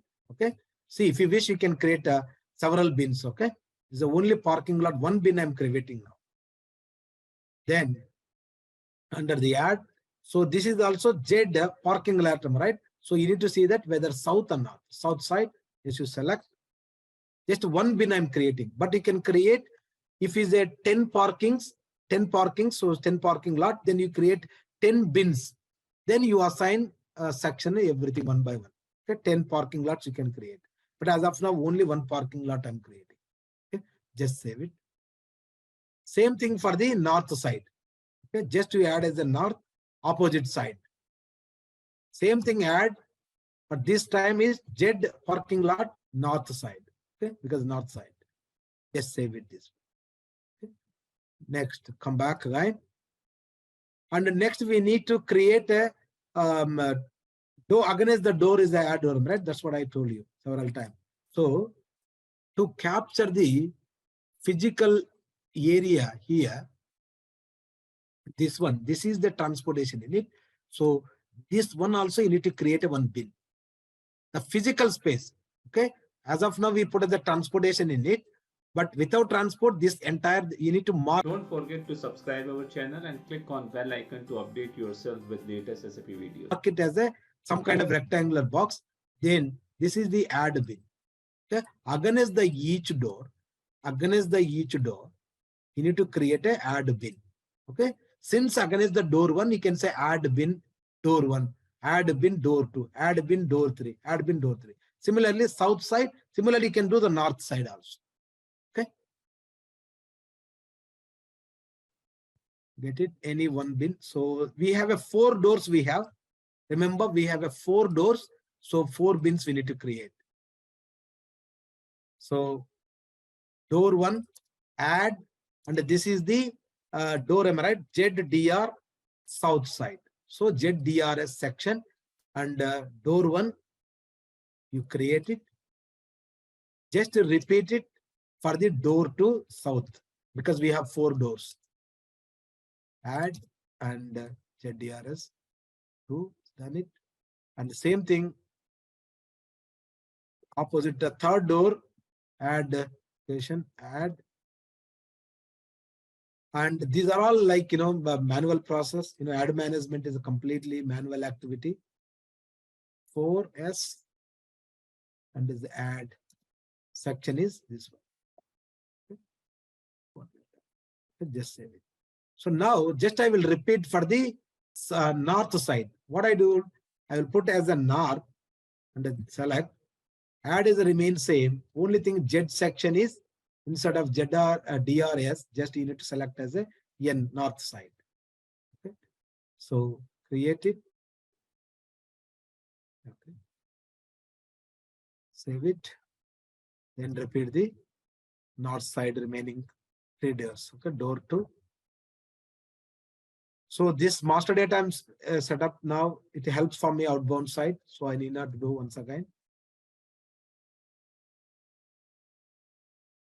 So add door, north one, last door. So we are nearly there.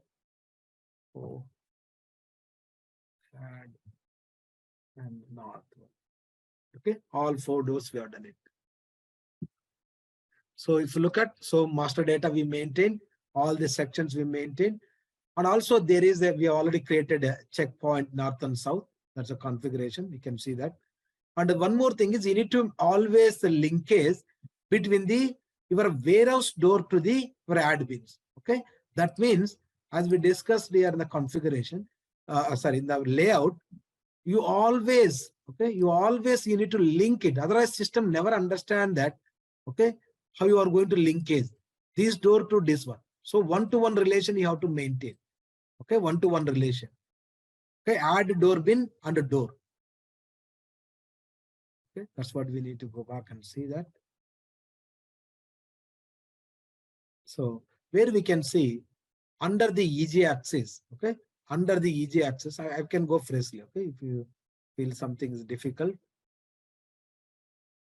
Under the EJ axis, this is the master data only. Okay, under the EJ axis, under the logistics, under that we have always extended warehouse management. This one extended warehouse management.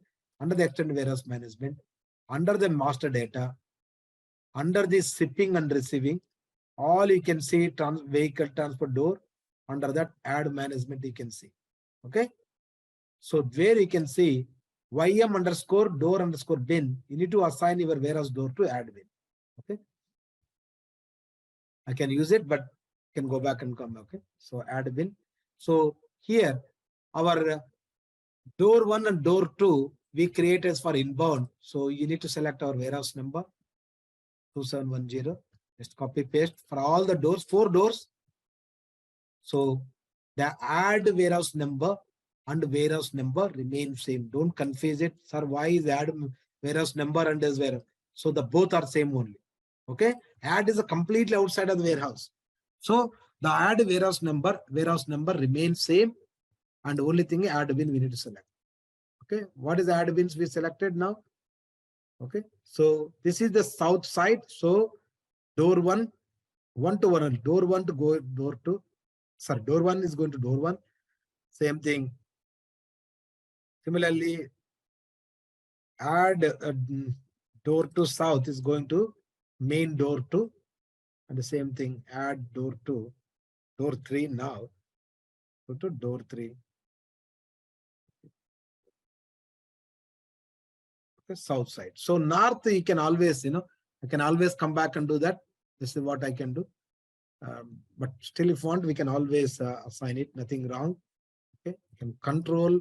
See, if at all, I can go for control, shift and Y. Okay, this is also I'm going to do now. Control Y and shift. Okay, so that I can edit last line item. Okay, last N. Okay, just change it to N. You need not to select once again. Just type it.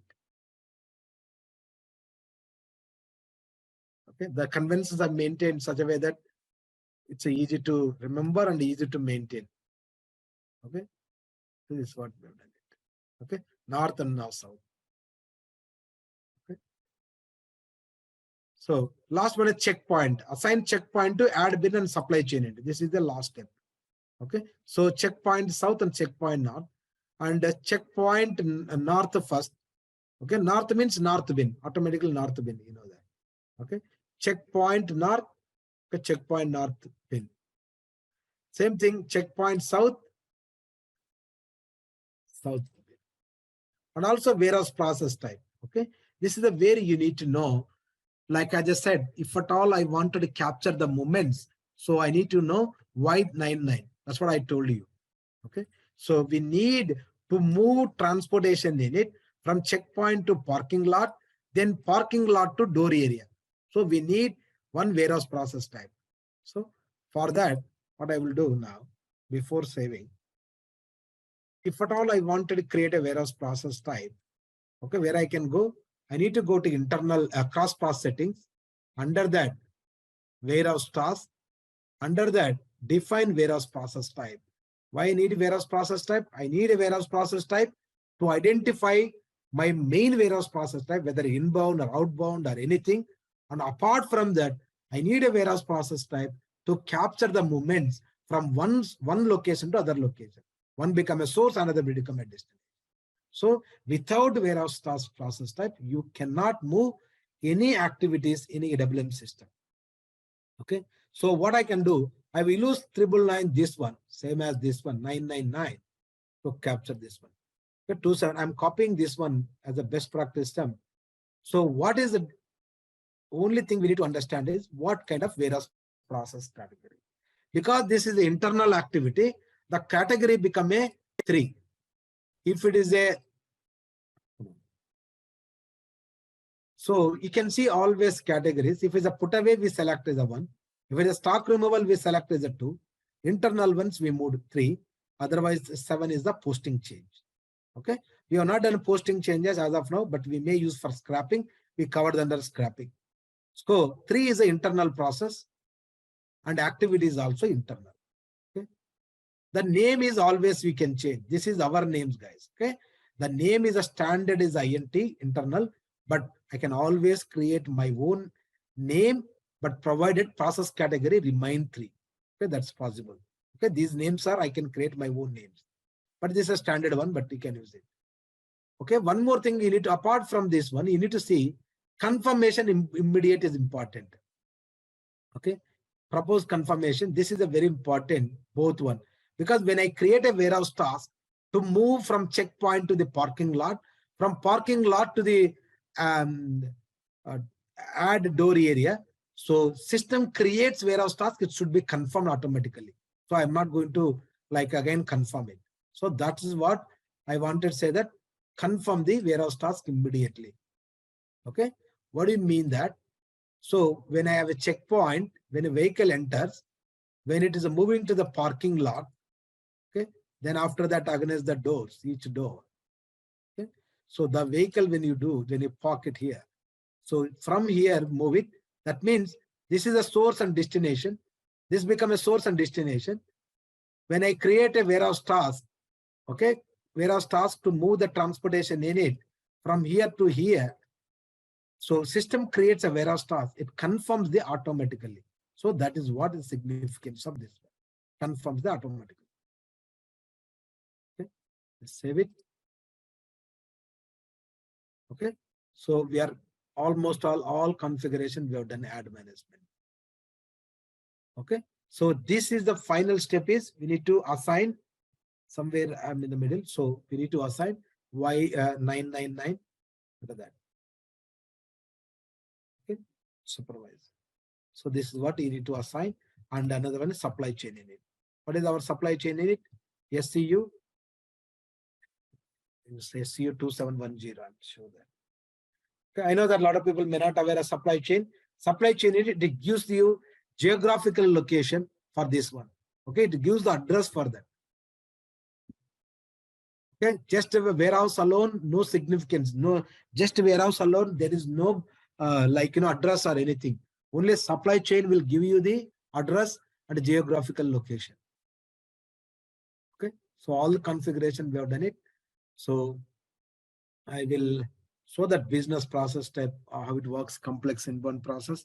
I know some people are new guys. Okay, so assuming that once you implemented anything, first you need to prepare a business document, guys. Okay, you need to create a business document such a way that in a spoon feeding way, such a way that business users, okay, in terms of the supervisors in a warehouse management or warehouse designated guys. So as a consultant, DWM consultant, you should train them. If at all they need to perform end-to-end business activities, you should clearly define all the steps, including the transactions. So as a functional consultant, you should prepare like this.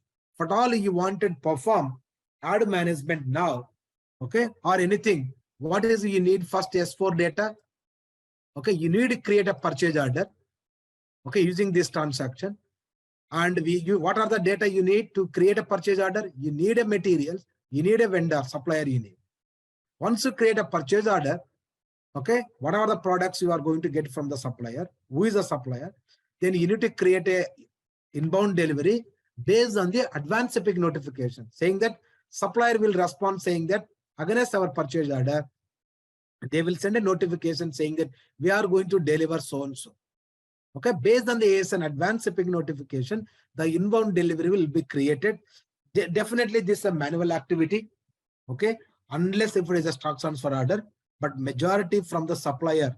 We can maintain even a electronic system, and because the ASN will be created automatically. But there are some business, it still works on the manual process. Based on the ASN, they will create inbound delivery manually. And once you create an inbound delivery, then the system distribute the delivery from S4 system to EWM system. Okay, let me bring my overall flow so that I know the fresh people are there, some new guys, so they will also benefited this whole session, even for a master guys also. Okay, hope you can see now. This is the inbound flow. Depends on whether it is a decentralized system, whether it is embedded system. If it is a decentralized system, once you create a purchase order, against the purchase order, you create inbound delivery. That inbound delivery distributed EWM as a delivery notification. Against the delivery notification, you create a inbound delivery. Then the inbound delivery attached to the transportation unit. Then you perform ad activity if it is the ad management related. If it is no ad management, then you attach the ASN or delivery or LE delivery number to the transportation unit. Then you perform unloading activities. Then you do, if it is a product undergoing complex, it may go to the deconsolidation, it may go to the VAS, it may go to the lift or any location. Then finally, the racking area or mezzanine location. As soon as you unload it, system communicates back to the S4 system about the GR, goods receipt.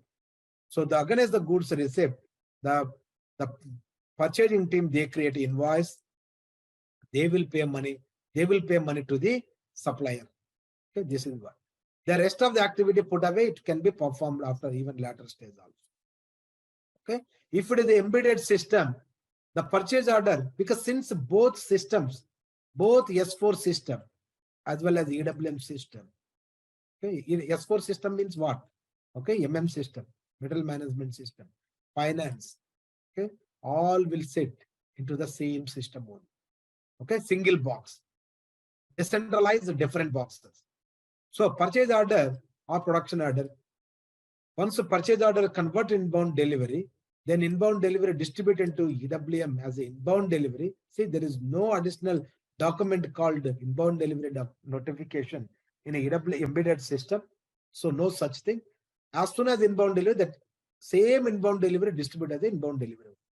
Then again as that you perform all the unloading activity. As soon as unload happens, GR happens, goods receipt happens.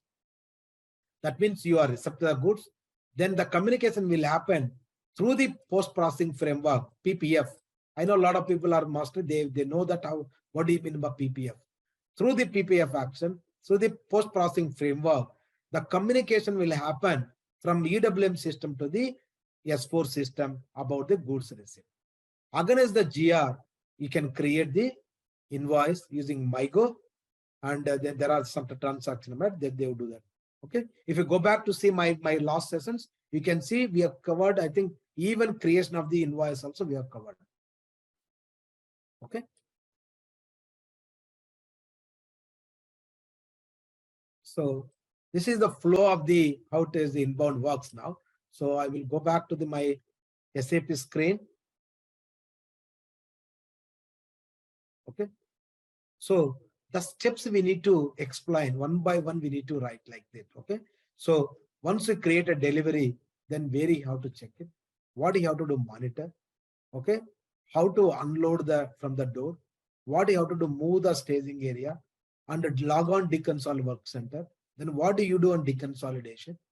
And then after the deconsolidation, move to the VAS work center, do certain activities in VAS. Okay. Then system will go to the ID point location. Then because wait checks is required. So after waiting, then finally system proposes the final locations. Okay. So you can check the status of delivery, saying that all activities are completed, and go back to check your the S4 status. And also you check the stock levels. You check the both S4 stock level, EWM stock levels and S4 stock level. Okay. If still you wanted even financial activities, then definitely you can create invoices. Okay. So you can add it as many steps you wish. Okay. Since I have not covered add here, but I can update this one later stage. Okay. So the requirement now is to create a purchase order. To create a purchase order, I need a 2 product, 3 products or with a vendor. Okay. Whatever I'm covering now is the deconsolidation, because my business requirement at the moment is I'm receiving 3 products from the supplier with a different product with a single handling unit. So the system, once unloaded, system will divert to the entire handling into the deconsolidation, where I need to perform all unpacking and repacking before going to put away. Okay. Step 1 is to create a purchase order. To create a purchase order, /n ME21N. Okay. So that's the procure cycle, P2P cycle starts from the purchase order. Okay. So what I will do, I will do fresh one. Okay. Because I may not use much. Okay. So first is the header, item level, all the information. So first you need to select as a supplier whom you are going to get a product. Okay. That is called a supplier. Enter the supplier first. And what is the purchasing organization? Okay. Our purchasing organization is 2710. Okay. 271. My company code is 2710. Your screen has not changed. Okay, we are still watching this. Okay. So as I said, ME21N. Okay. This is that it looks like. Okay. So where you need to select first supplier. Enter the supplier whom is going to deliver to the products to you, and our purchase organization, our purchasing group. So our company code, enter it. Then what are the products we are going to deliver, we are going to get from the supplier? I have a Deco 1 product. I have a Deco 2 product. I have a Deco 3 product. 3 different products. Okay. I need a quantity of 5, quantity maybe 10, and other quantity maybe 15. Okay. Just I'm increasing order. And also I need to net price is a 5, because the price of each product is 5. And where I need to recept these things. I need to recept my plant is 2710, because my warehouse is the link to this plant. Which storage location? Receiving and dock.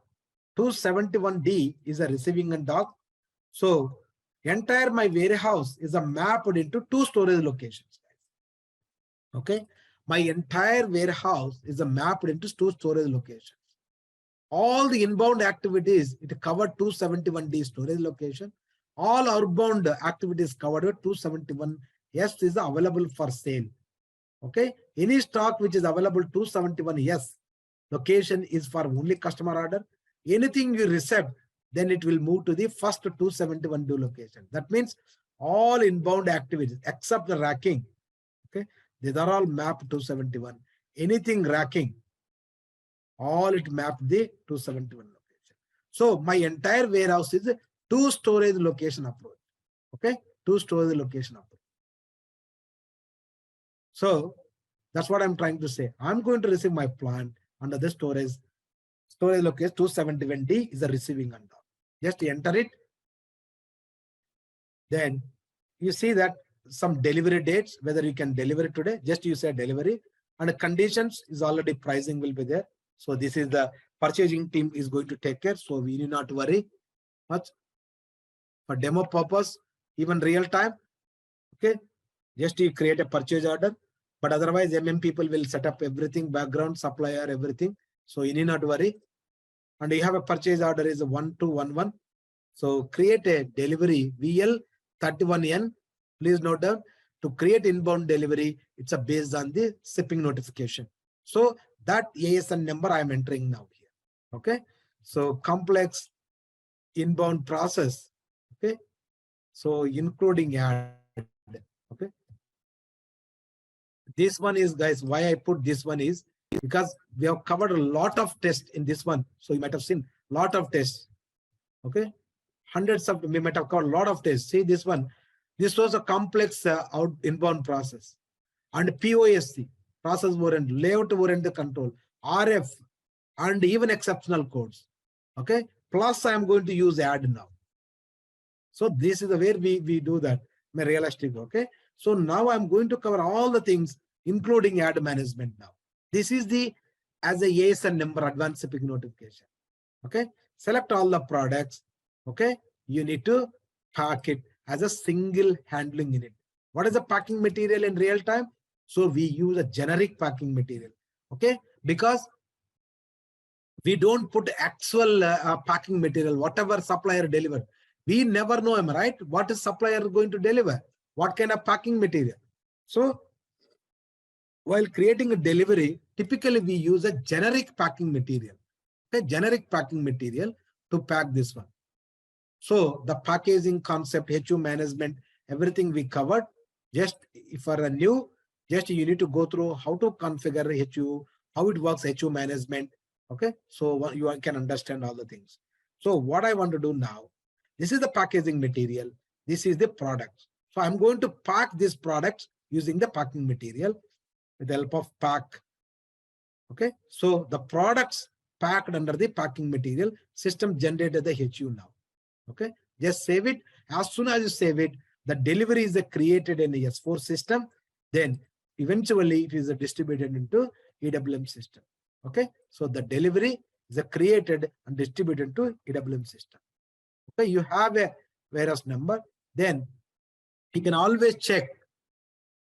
First, as I said, PRDI to check any inbound deliveries. To check the any inbound deliveries is a PRDI.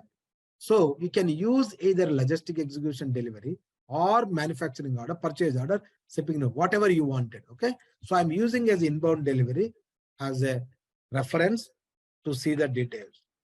Once you have seen all the products, what is the quantity, you can always check. This is the header level document number, document categories. You will understand if you go back to my videos.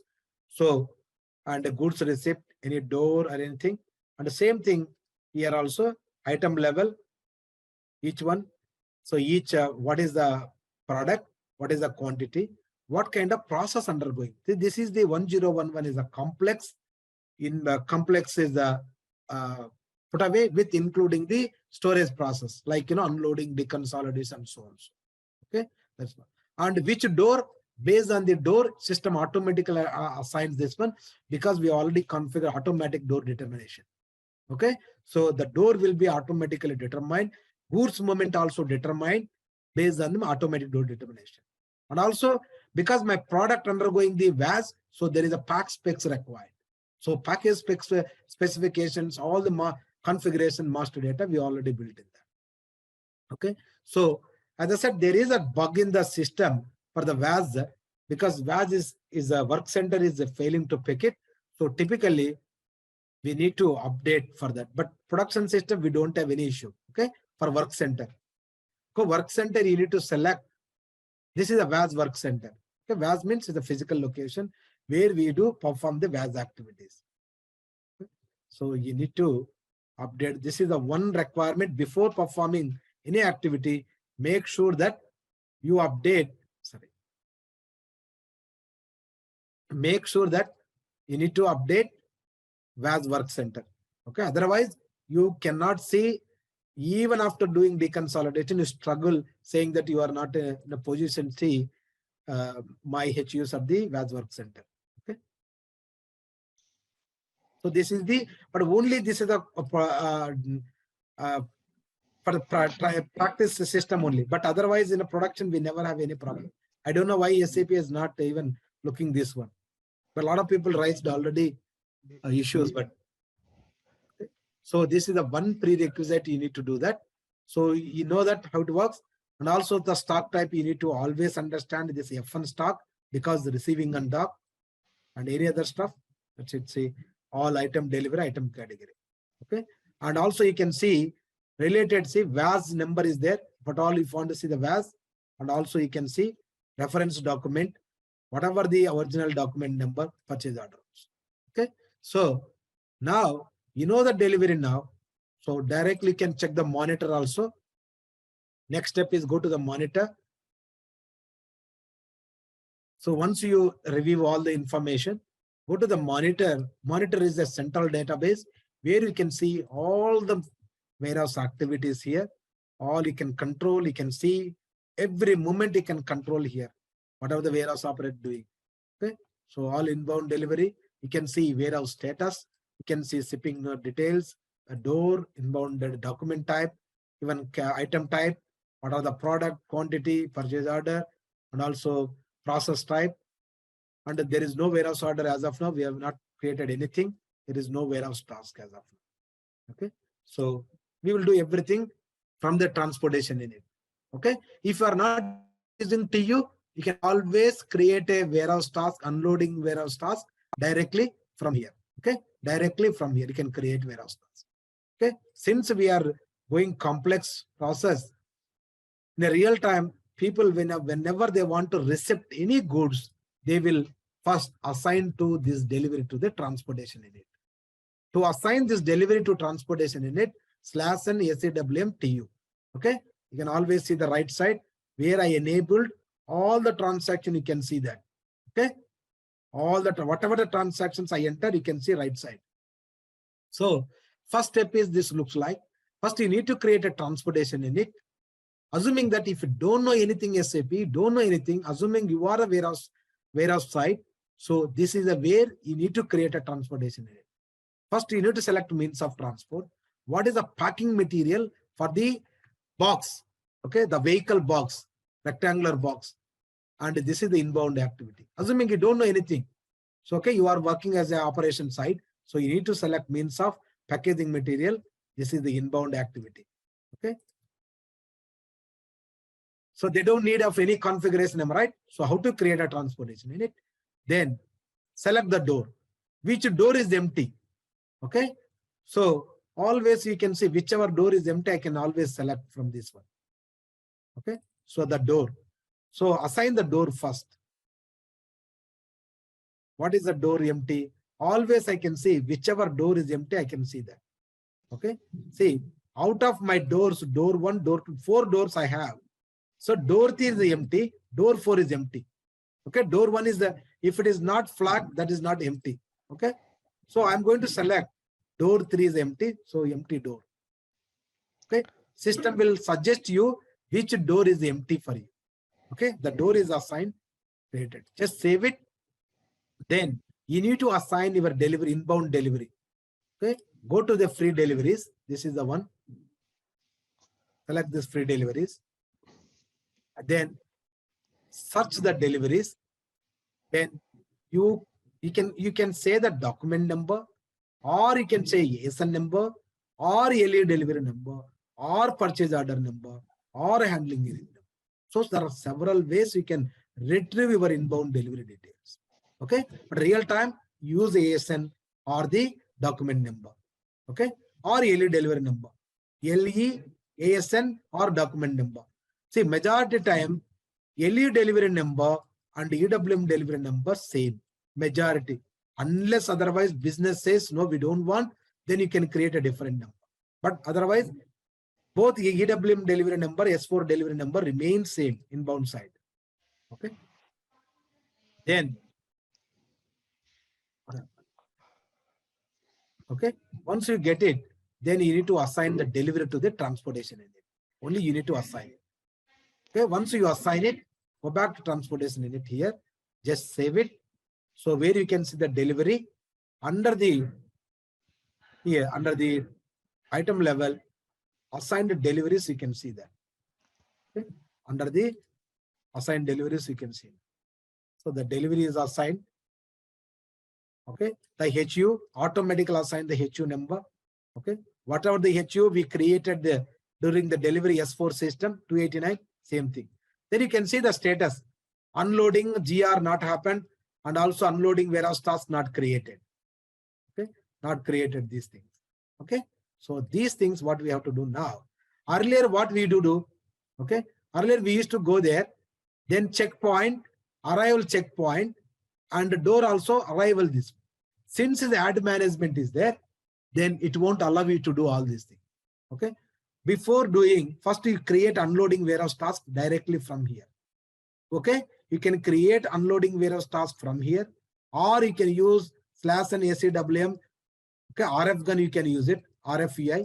That means warehouse operator you can do, you can perform the unloading activities. And also, he can always print from the HU number. So he may not aware of them, right?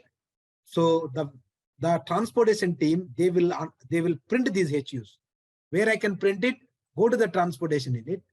So follow no action, prepare GR external procurement. Okay. So under that, there is a pack option is there. Okay. Select all, pack option. Okay. Then, so you can select the HU directly. You can print from here. Okay. So we have discussed last time how to configure this HU printing. Okay. How we can compare with the real time. I have already explained how it looks like real time, what information it requires, and how we can enhance it with the help of ABAPers to get that form. Okay. So there is already SAP developed standard forms, but that standard form is not enough. Okay. Select this one, trigger this one, where I can see the HU information. Okay. You can use the spool SP01 transaction. Okay. Then you run it. Okay. So you can see this one, double click, there is a HU number. Okay. So you can always see this HU number. This one. So in a real time, I explained something. Go back to my videos. So what are the information required? Like, you wanted to see put away control indicators. Okay. Directly here. You wanted to see inbound delivery number. You want to see the product. You want to see the quantity. You want to see the HU number. You want to see the product even you can say that barcode for the product. Okay. So all the information you can always plug in. So using the EWM tables and using the some enhancement of the existing, this is the existing form. So you can always enhance this form, whatever the information you need with the help of the tables and with the help of the ABAPers. Okay, once you understand the business requirement from the client, so you can lay down, you can design the receiving label, and so that you can request ABAPers technical guys to recreate this form. Okay, so as a functional consultant, you are going to get the details. Okay, create a business requirement, then work with the ABAPers. Okay, to create a different forms. Okay, this is the where you can print and print the label, give it to the warehouse operators. Okay, so now create a warehouse task after printing the labels. Then so you can see that the task is created here. Okay, that is called unloading task. Just save it. Let's see whether add is going to work or not. Action, I'm going to check point. First you need to, vehicle should arrive, am I right? Whenever I want to perform, my vehicle should first check in here. That means the vehicle should arrive for me now. Okay, if you see another picture.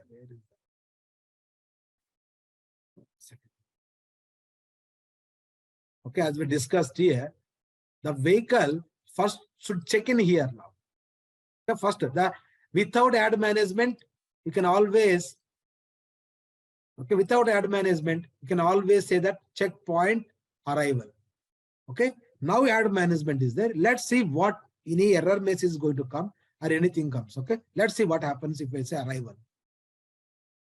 What is saying that enter add warehouse number checkpoint, because since we enabled add management, it never allows us without performing the add management.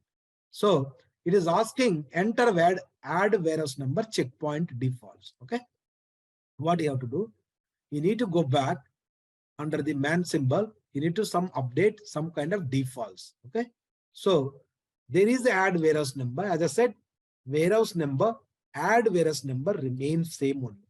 So checkpoint, which checkpoint you are going to, the vehicle is going to enter now. Okay, south side. My checkpoint is south side. That means my vehicle is entering at the my south side now. Okay, this is south side.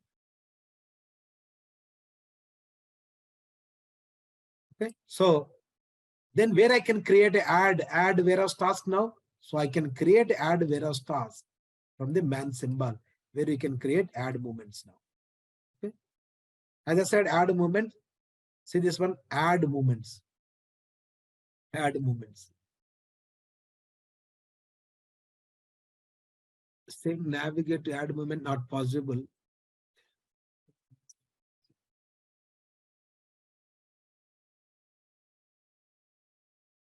Is the planned assigned door is there? Could work. Right. Navigation to add not possible for TU, not in add. Should work, guys. Okay.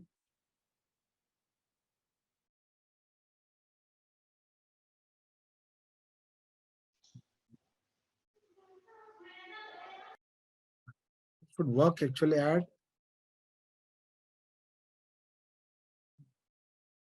Okay. Can you check the information of the message?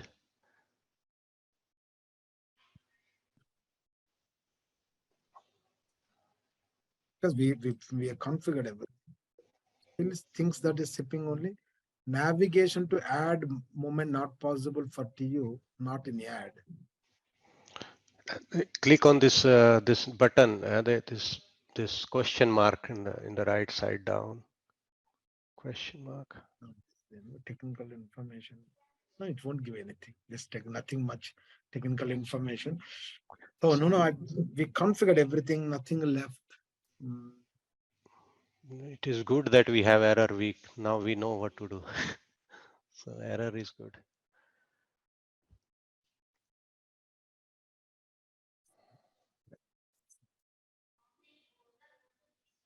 Because without add is you can either perform other things, but with add, right? So compulsory things. So just a minute. Don't worry.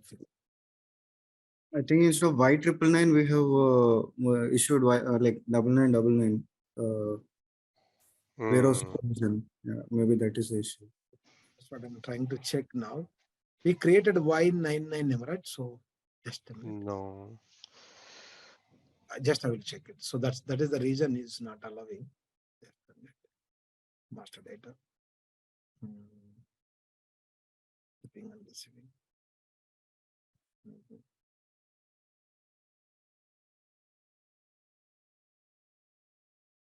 Yeah, this one, guys. So we created as a 99, right? So that's one thing. Okay. So this is what is the problem. So I created a 999. So for some reason I selected that because of this region. Okay. So this is what I created. Okay. Now it should work.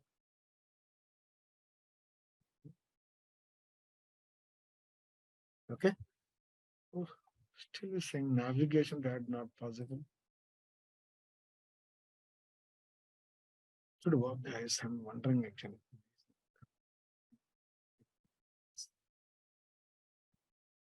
Sometimes it takes some time to update.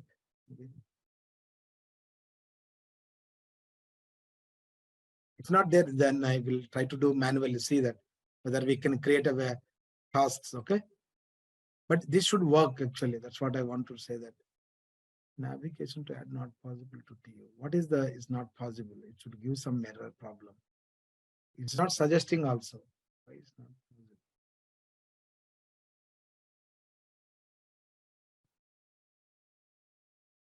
It is trying to say that TU is not in yard still. So So that's what TU should, it means you should do add activity, right? It should check in. That's what should happen, right? Check in first. yeah. Okay. All checkpoint is there. Already is there. See, the checkpoint is already there. Yes, checkpoint, yes. Okay. So the checkpoint bin is, this is the bin. South add is a checkpoint is a yes. This should be there already here. Okay, because the system thinks this it should be the day correct one. Maybe it's thinking like that. Section. It should be there because this is the where inner system will tell that maybe thinking that system something wrong, but it should update, quickly it should update. This is a master data.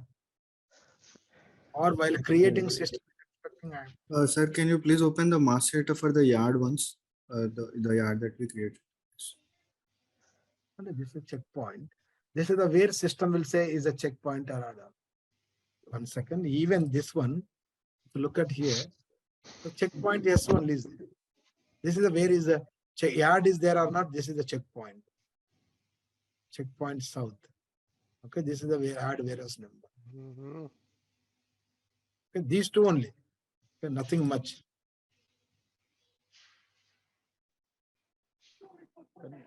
What is 84? What is number 84 there in yard management? Vehicle, I think so. Something. Status. A vehicle, something should be there. Yeah, vehicle is a shipping and receiving activity. Yeah. Activity type TU. 1 second. So we disable the shipping and receiving point, right? Yeah, that's what. No, but we have done it. Doing SPRO.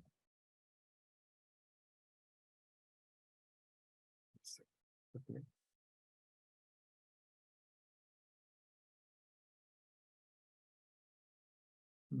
Cross settings, shipping and receiving. Sometime.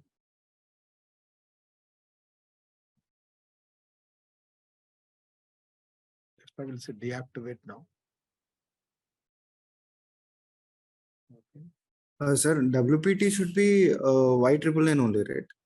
I think you were correct on 999 I created. 999 I created. Okay, okay. 99 only. That's what I'm sure that. So this is a where is the system expecting. Yeah. 2710. This is the where is the so this is the add is not there. So that's what I told him, right? If I select there, it won't come as the add now. Okay. Okay. See now what I did is under the deactivation here, if I selected 271, deactivate shipping, if I flag it, okay, this will disappear now. See the add one disappears now. See my warehouse is not at all there. Okay? If I remove from the deactivation here now, okay, just save it. Again, if you come back, add, this is the one prerequisite, that's it, these two requests. See, my 2710 is there. So add management active, organize my warehouse. This is the correct, nothing much different. I'm wondering actually why it is happening this. Okay.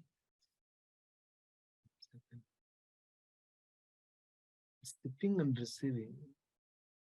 Okay. I don't know whether configuration will update immediately, will update this one. Just see. Try it and see. Because I don't want to stop you guys. Okay.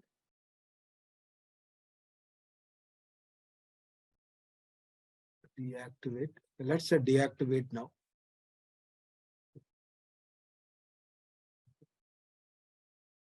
Then go back and see that.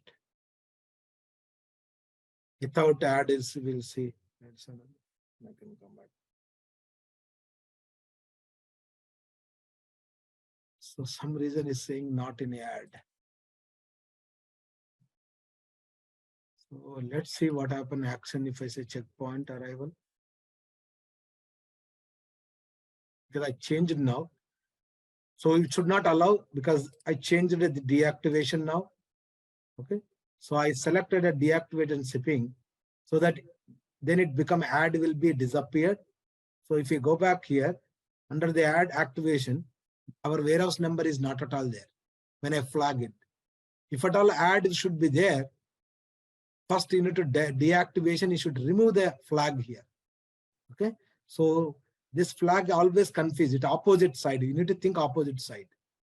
Okay. So now if I remove it because add is not there, at least I know benefit of others, just I will run it a complete session. Assuming that if it's a no add, so the vehicle enters into add location because that's what is check-in active. Then once it's active, then you need to say the door. That means door is the checkpoint, is arrival has happened. Door, you need to connect the door to the, see, add is active, so use add met to move the door. The kind is telling. So let's see now if I can do add movements, at least remaining things. Okay, so now if you look at here, it's asking now it has moved to the checkpoint. Okay, now it is entered into checkpoint now. So it is directly proposing to the, okay, door 3 location. Whether you wanted to go for the directly assigned to the door or you wanted, you can always change this one. Okay, you can always change this one. You can remove this one. Okay, because since it's a manual activity, I can always select directly from add to the parking lot. That means I'm not going to send it directly to the door. I can send it the parking lot south. Okay, parking lot. I can create it. It means create and save it, 2 activities.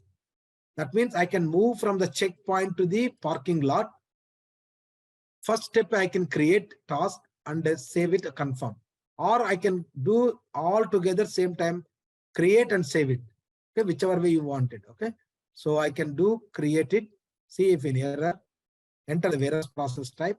Now you need to select 999. As I said, it confirmation, create a TU, and see the task is confirmed immediately because the configuration we set up immediately. Just save it. So it confirmed now. If you come back again, okay, again you can go back and see that where we are at the moment, add now. Okay. So now add parking lot. Now vehicle enter checkpoint to add parking lot. Now add parking lot to the door 3 now. Door 3 is empty, right? That's what we selected, door 3. So the vehicle will dock automatically. Okay. Organize this door. Okay. Door 3. This door. So the vehicle will be docked from the add location to here.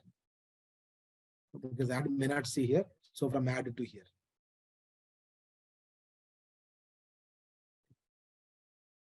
Okay. So this one you can say that same, you can say create and confirm, but again it asks whereas process type. So always this is the 999. It's a manual activity. Create it, then confirm it. As soon as I confirm, the door will be active automatically. Okay. As soon as you assign the TU against the door will be active automatically.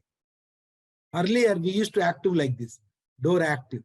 Okay, like this, arrival become active. Now through the add movements, so automatically the door will be active now. Okay, so now is the door is assigned to the TU assigned to the door, so you can perform all the activities, unloading activities. Okay, so to perform the unloading activities real time, they use the RF guns now. Okay, so RF guns means, so you need a door number, so where the clerk will always scan the doors. Okay, because he is the least bothered what is the HUs or anything, so he scans the door against the door. Okay, RFEI, so you will log into RFEI guns, RF guns, using the warehouse number, the resource number, then you perform the inbound activities. Hope you can see my screen. So through the RF we are performing inbound, receiving of HU handling unit by TU by the door number. Okay, so door 3, each door they have a barcodes is there, you will scan. Warehouse operator will scan the doors. Okay, so the delivery number 617. If you have doubt, you can always check that. Okay, so under the transportation delivery 617. Okay, so you are, then you enter it, then you can see even don't have print also, you can always list all the HUs. Okay, the HU number 289. So you can scan the HUs, enter the one, then enter it again. Then you can see that what is the content, delivery number, what is the HU, what is the packaging material when you create a delivery time, S4 time, what is the product, what is the quantity, what is the goods movement bin, and the process type, complex inbound 1011, what is the stock type. If at all I want to change the packaging material, I can change before unloading packaging material. I can also change quantity here also. And there is a V symbol. You can see one more product is there. For Deco product, 10 quantity. And also we have another product is there, Deco 3 product. Okay, because 3 product is there. See Deco 3, 15 quantity. Then you enter it. So warehouse task is already created for unloading. If not, even warehouse operator can create a warehouse task from here. Okay, you can always goods receipt even before the unloading. Even unloading you can perform, or you can confirm directly. Okay, when you confirm, 2 activities happen. Remember, when you confirm, 2 activities will happen. One is, okay, 2 activities happen. If you go back here under the HU, 2 things happen. When you, the moment you confirm, unloading will happen and goods receipt also happens. Okay, so then confirm it. Once you confirm, where you want to unload it now. So where you are trying to unload it. Okay, from the door 3, you are unloading into inbound staging area. Big HU, 3 products is there. 3 products. Okay, so you need to specify the bin where you're supposed to unload it. Okay, copy this one and then unload it. Okay, so through the RF gun you are unloading now. So unloading happened. Okay, so just to refresh now, you can see the status unloading GR happened already. That means GR happened now. Okay, so you can always GR even from here also, but through as soon as unload happened, GR happened. Now, when a GR happened now, so the vehicle, do you want to keep the vehicle now? You don't want to keep the vehicle in, right? You have to send it back now. You cannot keep the vehicle until you perform put away. Already now HU is lying in the inbound area now. So this is the warehouse activities. Then we have to dismantle this vehicle now, transportation it from the door. Otherwise, it will be locked forever. Okay, so you will perform rest of the activities from the transportation before performing the warehouse activities. Okay, go back to the add movements. Again, using the add movements only. Okay, go back to the add movements. Then 2 things. From the door, you can directly do the he can send it to the parking lot, or he can send it to the directly checkpoint. Okay, two things he can do: add, then directly you deliver to the checkpoint. That means what I want to try to convey now in a graphical way. The vehicle is here, or the third door, assuming that. Now, whether you wanted to send it to the parking lot, or you can directly deliver to the checkout point. So up to you. Okay. So that's where is the business. If you say, but you need to unlock it. You cannot wait until perform the task, because this door will be blocked. So immediately you need to send this vehicle either parking lot, or you can deliver to the checkout point. Okay. Since the manual, I can do anything here. So I can directly send it to the checkout point north side. Okay. Through the north door, I'm going to send it back. Okay. So create, and we need to specify various process type 999, confirm, and just save it. Okay. So the vehicle is, as soon as confirm, so the active status become a completed status now. See this one, door will be your unassigned transportation area from the door. So it should be completed. Why still is asking? 1 second. It should complete it, guys. Why it is not completed? Oh, again is going to door 3. Okay. Let's see.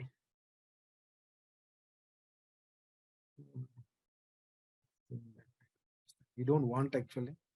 It should send it to the checkpoint. Not if see whether it is not possible, I will try to send it back to the same south side also. Okay. I'll try for same south side because we entered there. Let's see we will whether we can dispatch from there also. Now system is going to the again is door 3. We'll see whether it is going to through the south gate or not. Some reason why is not going north gate? It should go north gate only.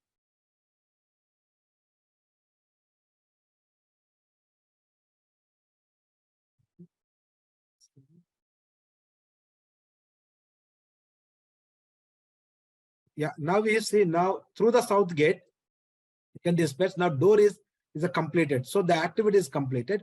That means this door become again is empty, can be used for any other transportation in it. Okay. The last stage is now, this is active, right? So you can always, you can say that checkout point directly, depart from that. Even I can perform, this is also through the add. See the, let's see that through the add whether we can perform directly. So nothing is there. So you can always say that depart. Okay. Final stages you can depart. Still in, is not currently checkpoint. That means is a completed already. Sorry. Both is completed already. So as usual, as soon as you say checkout point, both should go, both doors should be completed and also transport should be completed. Okay. So the next, this is done now. So the transportation side is done now. So rest of the thing is warehouse activities.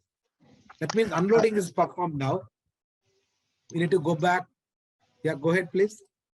Yeah, so we don't forget to subscribe our channel and click on bell icon to update yourself with latest SAP videos. did not use yard management, right? The checkbox is deactivated in this scenario. No. We have used them, right? We used yard management only.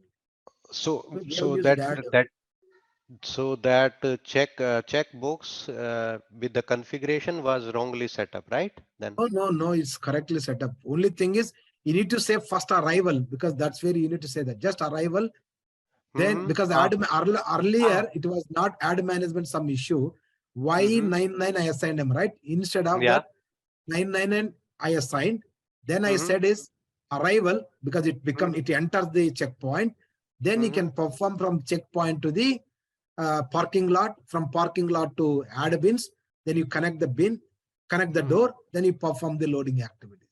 Okay, then after so that, the arrival was missing in our. Yeah, arrival. Yeah, that's what we need to first say that arrival, then do the add movements from checkpoint bin to the parking lot to the bin add bin locations. Then once you unload it, Then finally you perform through the add only from the door to the door bin to the directly checkout point, either north or south. Then both activities will be completed automatically.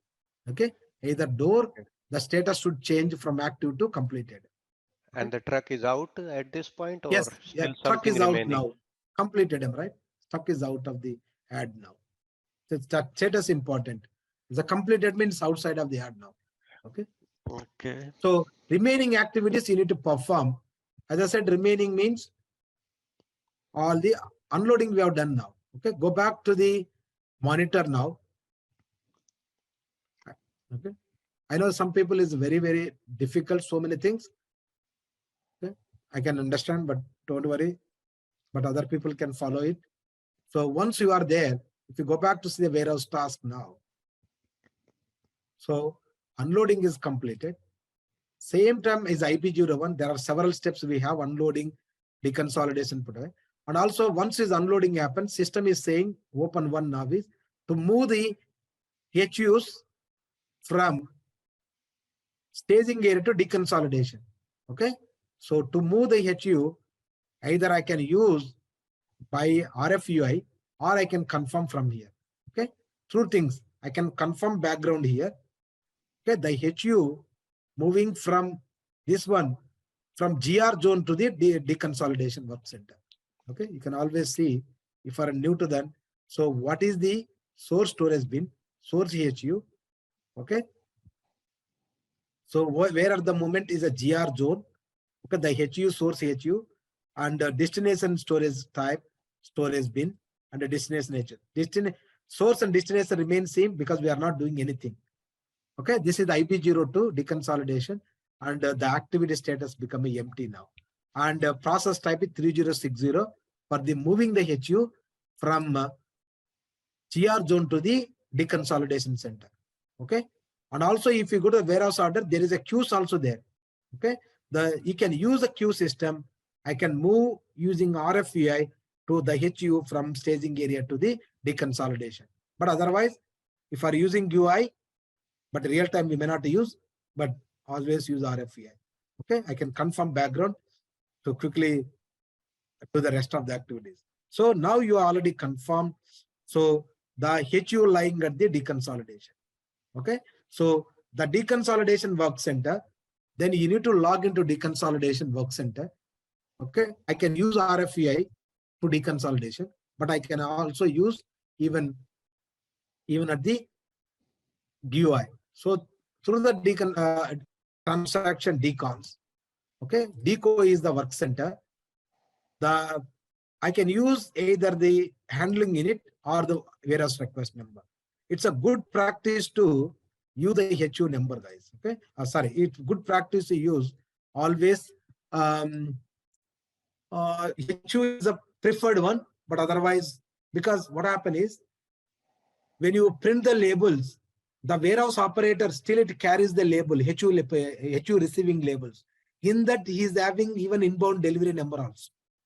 So he is having inbound delivery number and also the HU number also. So you can use either of inbound delivery number, warehouse request, or the HU number. Okay. Just you log into the work center. Okay. So then you perform the deconsolidation. So one by one, I can deconsolidate. Okay. What is my HU number? HU number 400. Okay. I can copy from here, guys. Something the system is very slow.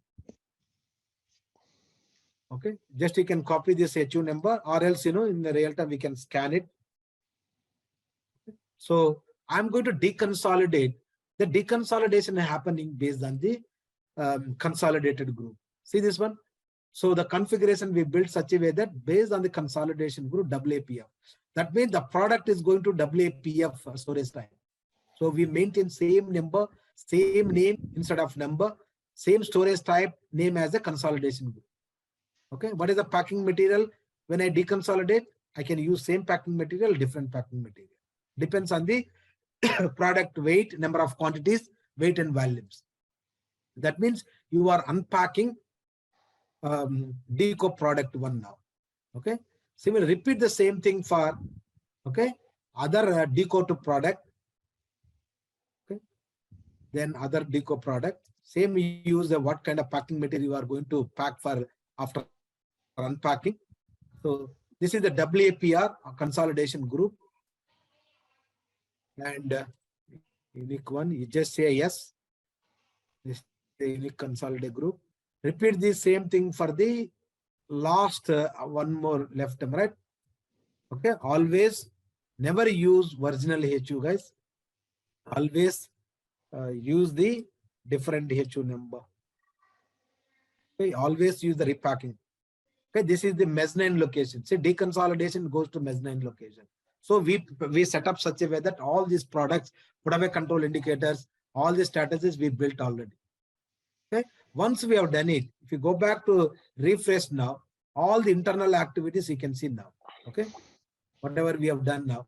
So this all unpacking we have done, right? So system will come. So finally, I need to close this HUs. That means the unpacking is packing activity complete. I need to close the each HU. Closing HU means you are saying that you already completed that unpacking and packing activities, repacking. So otherwise, system never creates the next warehouse task where this product should go. Okay, so each one is select and trigger complete process step. Okay, if at all you wanted to print each HU, you can always print from again one by one. You can print from here. After deconsolidation, you can print it. So you can always label each HU. You can put a different HU number. Let's save it. Once you have done it, you can always see the warehouse task will be open. Another warehouse task is created now. See, the another warehouse task is created. We have 3 HUs now because after the unpack and repacking, 1 HU become a 3 HUs because we have 3 products. We split it into 3 products. Okay, so we need to move this. Where is this as of now? Deconsolidation. We should move to the VAS work center. So we need to confirm directly from here. Confirm in a background. So to move HUs, 3 HUs from deconsolidation to VAS work center. That means from deco to the VAS work center. Okay, this is a VAS work center. So as of now, all 3 HUs are here now. So from here again, it may go to the ID point location for weight check. So these things, we already configured. So just refresh now. So we already moved VAS. So we need to perform the VAS activity now. That means we may do some kind of work we may do for that. If at all you want to do for the VAS, VAS EXEC. EXEC is a transaction, and any VAS activity you have to perform desktop. There is no VAS activities it can be performed in a RFE environment. So in case if at all you want to do, you have to do announcement. Okay, there is no such thing available to perform like a deconsolidation. You can perform RFEI, but VAS you cannot perform VAS activity in a RFE environment. Only it's possible in the UI environment or free applications. Okay. Now, if you look at this one, it looks like a VAS. So there is a gear symbol at the leftmost corner. We can select the gear symbol. Then whatever activity is saying that, there's 2 things here. One is the one person do the system wise, another person do the physical activity. That means I'm going to put some, the part number, I'm going to relabel it. I'm going to add some painting job or something activities. I can do that. I can relabel it. Okay. Or add something value for that. Okay. So you need to say that start the activity. There are 2 activities is there. Start the activity, end the activities. Okay. During that process, any activity in that physical sense. Okay. So just you are not doing anything. Just you say the act, start the active. That B status, now it become A become a active. So the status become a to B. Then as soon as the activity perform, if you have no variance, just you say that completed. Then the VAS activity is completed for this DECO1 product. Similarly, you need to repeat for other activities. You may think that, sir, exactly what I'm doing, just I'm doing it here. Okay, that is for the VAS. So VAS is certain purpose. So you may do some outside of the base, but if at all VAS should be, it should be worked, you should have some kind of config, some kind of process should be there. Okay. Similarly, you need to repeat start, and after doing certain activities, anything like labeling activities or relabeling activity, painting activities, or adding some kind of oil for the mechanical equipment. So once you perform that job, just say is completed. Okay, just repeat other thing. Okay, so VAS having so much activities, guys. Okay, don't compare just this VAS activity. It can be kitting activity, it can be anything. Okay, but each purpose, same VAS, but it can be performed different activities. So once you have done it all, the status become a completed for each VAS order. Okay, so each VAS order. Then once you do that, you can always trigger directly from next stage where this HU should be moved. Okay, because C status become a CM, right? So next one we have to trigger once again. So you need to change the status C. Okay, you need to if at all I need to trigger it. So you need to trigger once again. How do you know that is a warehouse task is created? There is a key symbol is there. Okay, there is a key symbol.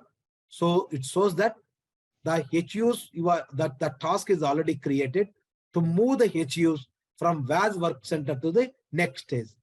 Okay, another warehouse task is also there. This is the final warehouse task. You are going to put the final location, but this warehouse task is to move the HU to the next location.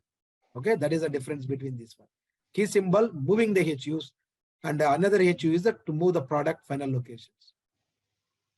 Okay, so once you come back here, if you see the status, okay, now we can see all the tasks from the VAS, it is going to the LOED.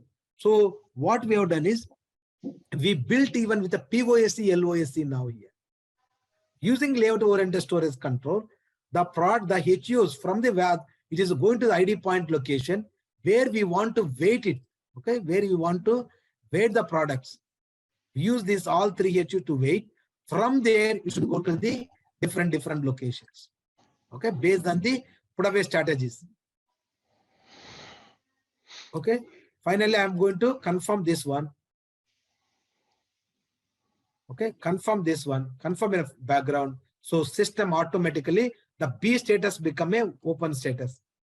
Okay, whatever earlier it was B status here, so it become a open status. If you look at here now, every open activity for IB03 is a opening. So now current the HUs at the moment is the ID point location. Then from the ID point is going there. Okay, so exactly it's saying the current is DCO1 product, DCO2 product, DCO3, all our status become empty. That means you need to perform it.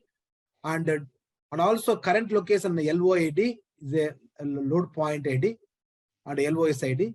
Then finally moving to the wide aisle pick phase, DCO1, system is already proposed a bin. Wide aisle pick phase, system already proposed where supposed to go. DCO3 from ID point to the mezzanine location. Okay, it's the ground one. Imagine we are going to configure such a way that after ID point, it should go to the second floor location through the lifts, through the conveyors. Then you have to configure the conveyors and everything. Okay, that's where we can see the next class. So directly you need to confirm now, so that you need to move the three HUs to the different location. Okay, you can confirm here, or else if you go to the warehouse order, there is already we have, I believe we have already queue system we maintained. Okay, if you look at here, see, already final put away. This is the queues. Using the queue system, I can log in RFEI. Using the queue, you can perform the warehouse task. Okay, maybe next class we will cover it using exceptions and all this, some anything we added, then we explain some more things. Okay, and the queue system we will discuss next. Okay, using RFEI we can perform majority of the task. Okay, so instead of doing now, okay, for example, if at all you wanted to perform it RFEI, nothing wrong. Okay, I can perform using RFEI. Okay, what you have to do, you need to know either you can perform the warehouse order number. If you know the order number, you can perform, or if you know the using the queue system. Let's log in into the RFEI now. Directly I'm using RFEI to perform this activity now. Okay. See, system guided one. System guided by Q. Okay. Select the Q. I think this is the warehouse order number. Instead, select the Q from here. Okay. What is that? So you may not aware of Q system. If you know already, then it's well and good. Okay. We have already configured. So through the Q, see, I'm performing now. Where is my source bin? LOICD. What is the source bin? What is my product? What is my quantity? So you need to scan everything now. So that person should scan, source bin they should scan, source HU should scan, and the product should confirm before finally putting. Okay, you need to enter now. Okay, so decode 3 and repeat. Even final quantity also he has to confirm, and he has to confirm even final storage location also. He has to scan everything. Okay. See how difficult it is. If you come back here now, UI very easy, right? The UI, if you come back warehouse task, already one warehouse task is completed now. It's only 2 is there. Okay. See, this is a very easy, right? I can confirm directly background very easily. Okay. But when I'm using RFEI, how much time? So he has to scan it. The okay source bin he has to scan. He has to scan the HU. Okay, he has to scan the HU. He has to enter the quantity. Source quantity he has to confirm. Then system destination location quantity he has to confirm. And the destination bin he has to scan it. Then he has to confirm that. So these many checks will be there before the warehouse operator is going to confirm for the stock. Okay, it's not straightforward for them. Okay, see, he has to scan. Same thing, repeat the last warehouse task. Decode 2. If at all you are not going to 10 quantity, you can always change also. 5 quantity also. I can always use exception handling now. Okay, so for this one, I'm going to coming back now. I've noticed that instead of 10 quantity, I've noticed that only 5 quantity is there now. Okay, I'm not performing now here.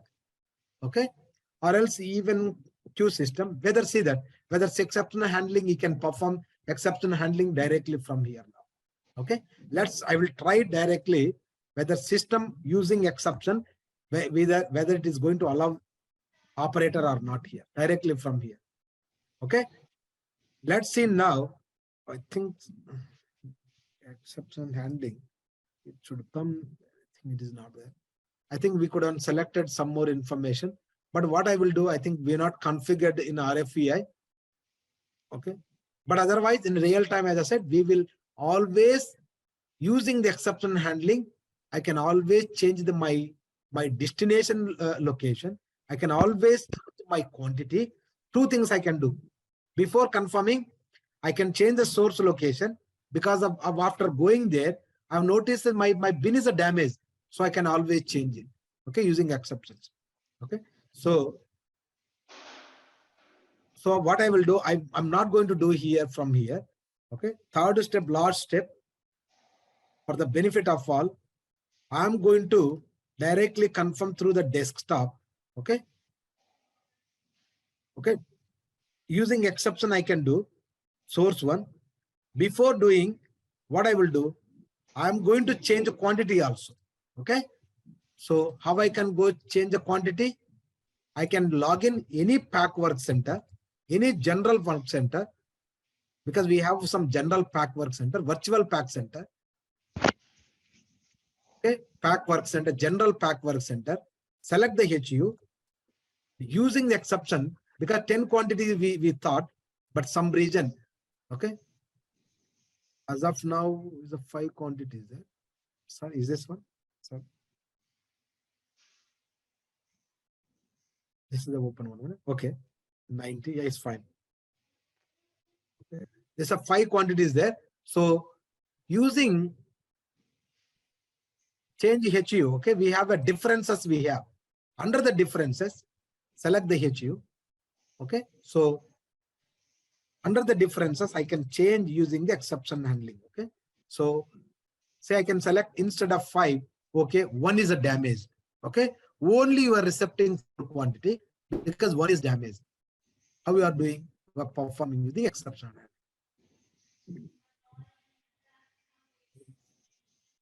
Sorry guys, this is a confirmed already. It should not be there. Just save it, so refresh now. Sorry. Yeah. This one, sorry, that is already confirmed. So 91. Okay. Sorry guys. Okay. 91. We are not confirmed. This is the open task. The 90 is already confirmed. That's the reason it's coming final location. So once you confirm, we cannot do that. So when is ID point, I have a provision to control my stock now. That means some region, though his system is 10, but physically some reason some damage happened. So instead of accepting 10 quantity, now I can say 5 quantity only we are accepting.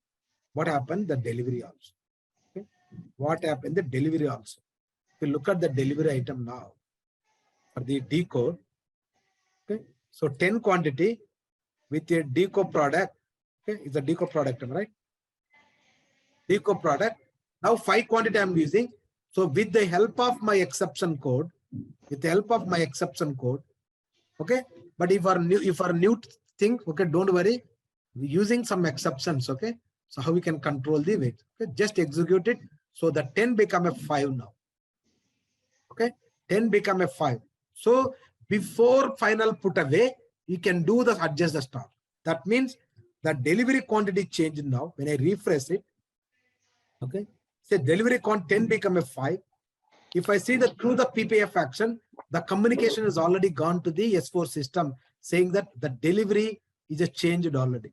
Through the PPF, the communication will already gone now because the changes we made now, just now.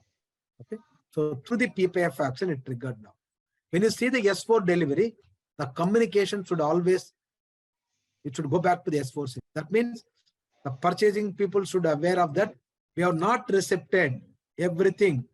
Initially we recepted, but VL33N using transaction, VL33N, okay, the delivery. If you look at here, still it has not updated. That means there is a failure in the queue. It is not updated here now. Why it is not updated?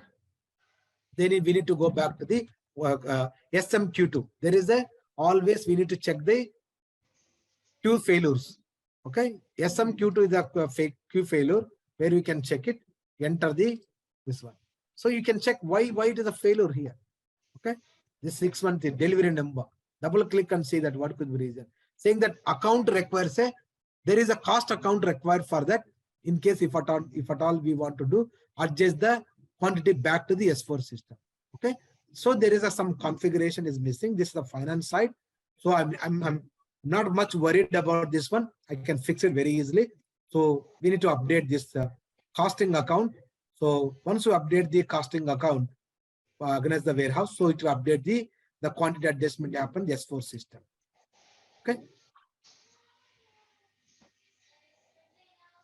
Okay, this is the where we can adjust. So once we have done it now, the last step, though we already adjusted the stock now, okay.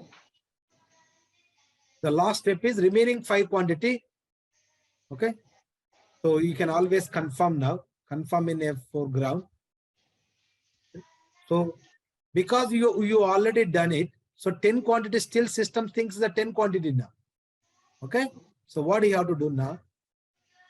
Go to the, so these are the real-time issues. Okay, so now you need to repack this product now because system thinks is a still 10 only here. Okay, 691.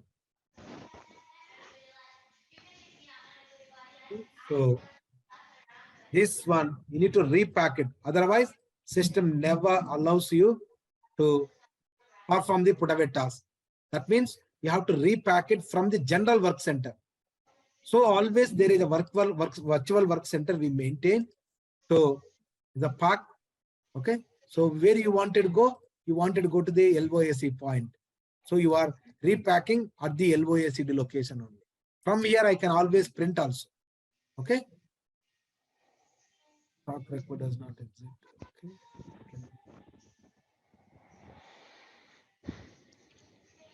Should allow repacking. Okay, if at all this one, since already open warehouse task is existing, so system never allows for me to do this activity. What I have to do? I have to cancel the warehouse task now. Before performing any changes, I have to cancel the warehouse task now. Okay, I cancel the warehouse task. Come back here now, refresh. Okay, so the task is gone now. Then select. Okay, how you can perform real time. So you need to cancel the warehouse task. Again, create a repack this HU. Okay, repack this HU. Then you can trigger the warehouse task now. 94 is there. Okay, how I can trigger? Using the ADHU /n SAWM ADHU. So this is the where you use the HU number. You need to know the HU number. Okay, whatever the HU number. Okay, if you refresh, system will it appears again. The HU number 94, am I right? 1 second. 94, yeah. I'm closing, guys. Okay.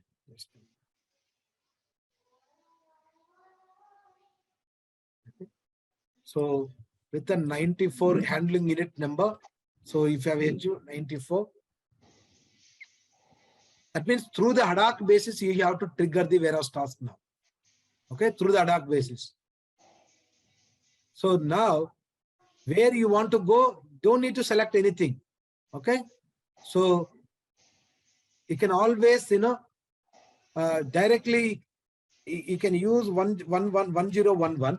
That is the way we use it. Final complex outbound warehouse process type.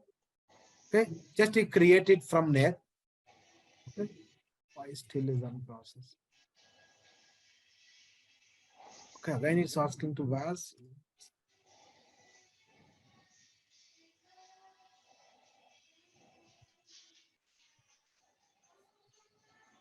To trigger, guys.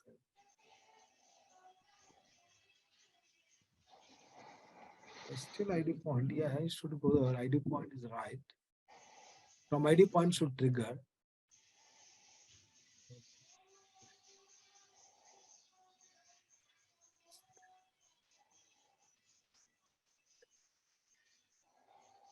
Let's see without warehouse process type.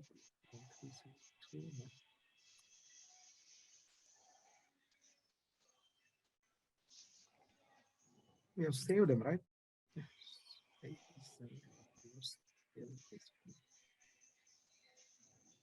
94 is not saved, something like that. Something the system is very slow. I will check it whether is 94 is there or not. Just there.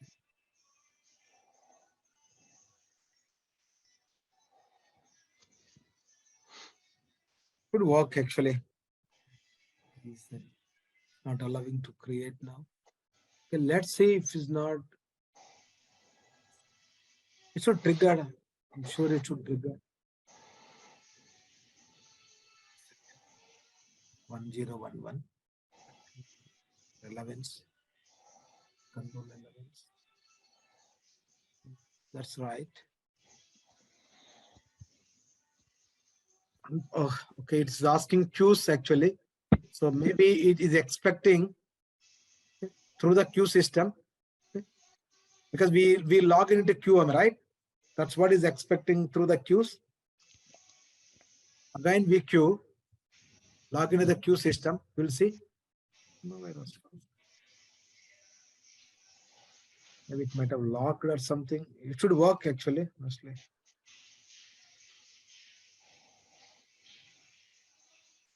Yeah, repacking up and should come here, 94. Where is the 94? I can't see the 94.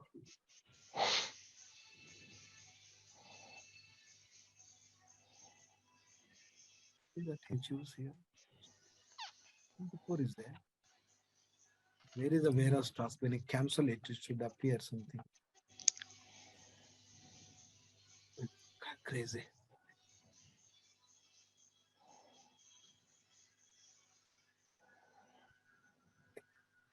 Let me try, guys. Okay.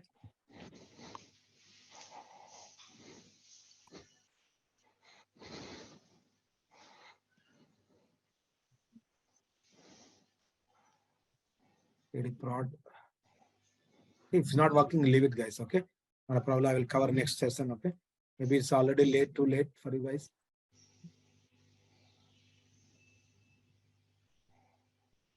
Usually we trigger from here. Okay. As long as if you're aware of this one, that's fine. Okay. But I will explain you next class why is that happen. But typically we trigger like this from here. Okay. Using 1011 is the standard. Okay. That is the main warehouse process type. We do that. Or else if you want, you can select even a direct location in case if you don't want to do that, but still it won't, because since it's already placed where it's supposed to go, so system should propose me rather than proposing myself. That's what I expect. Okay. So, Naidu, what are we trying to do actually from business point of view here? what We happened is broke. now, Yeah. see, you have seen it before final put away, you realize that some stock 10 quantities supposed to do, but there is a quantity only 5 you realized it. So 10 you made it as a 5 using exception code. Then after that, when you are trying to perform the task, system thinks that still 10 quantities there. So you need to do repacket that one, that HU. Then you have to trigger manual warehouse task to move to confirm that 5 quantity there. Okay.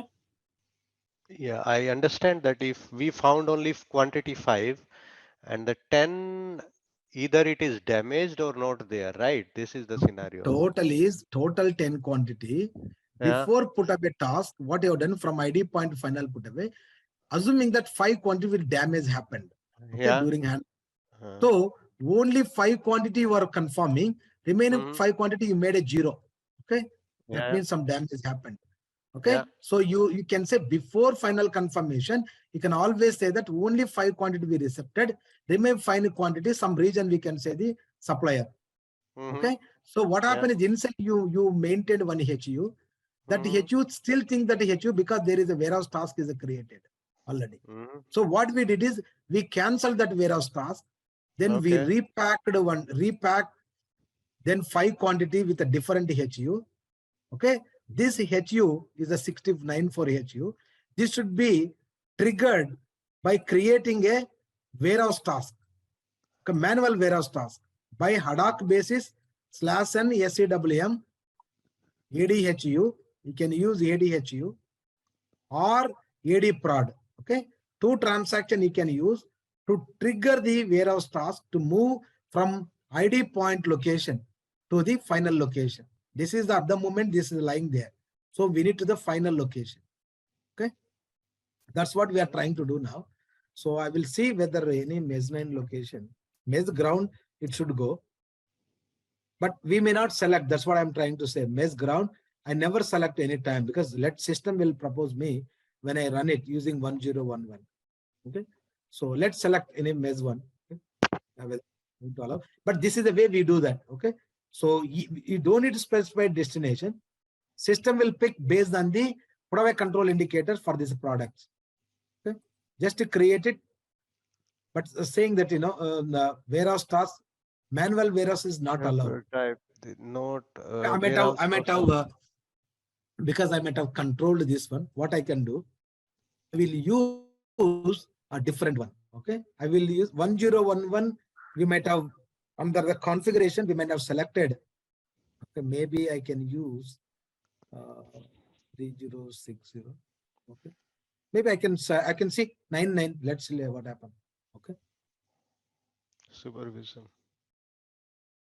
so is a large toad and is not allowed because is maybe is a size volume related, because the product will be, because the size and all. Pin type not allowed for product storage type. Some region is not allowed.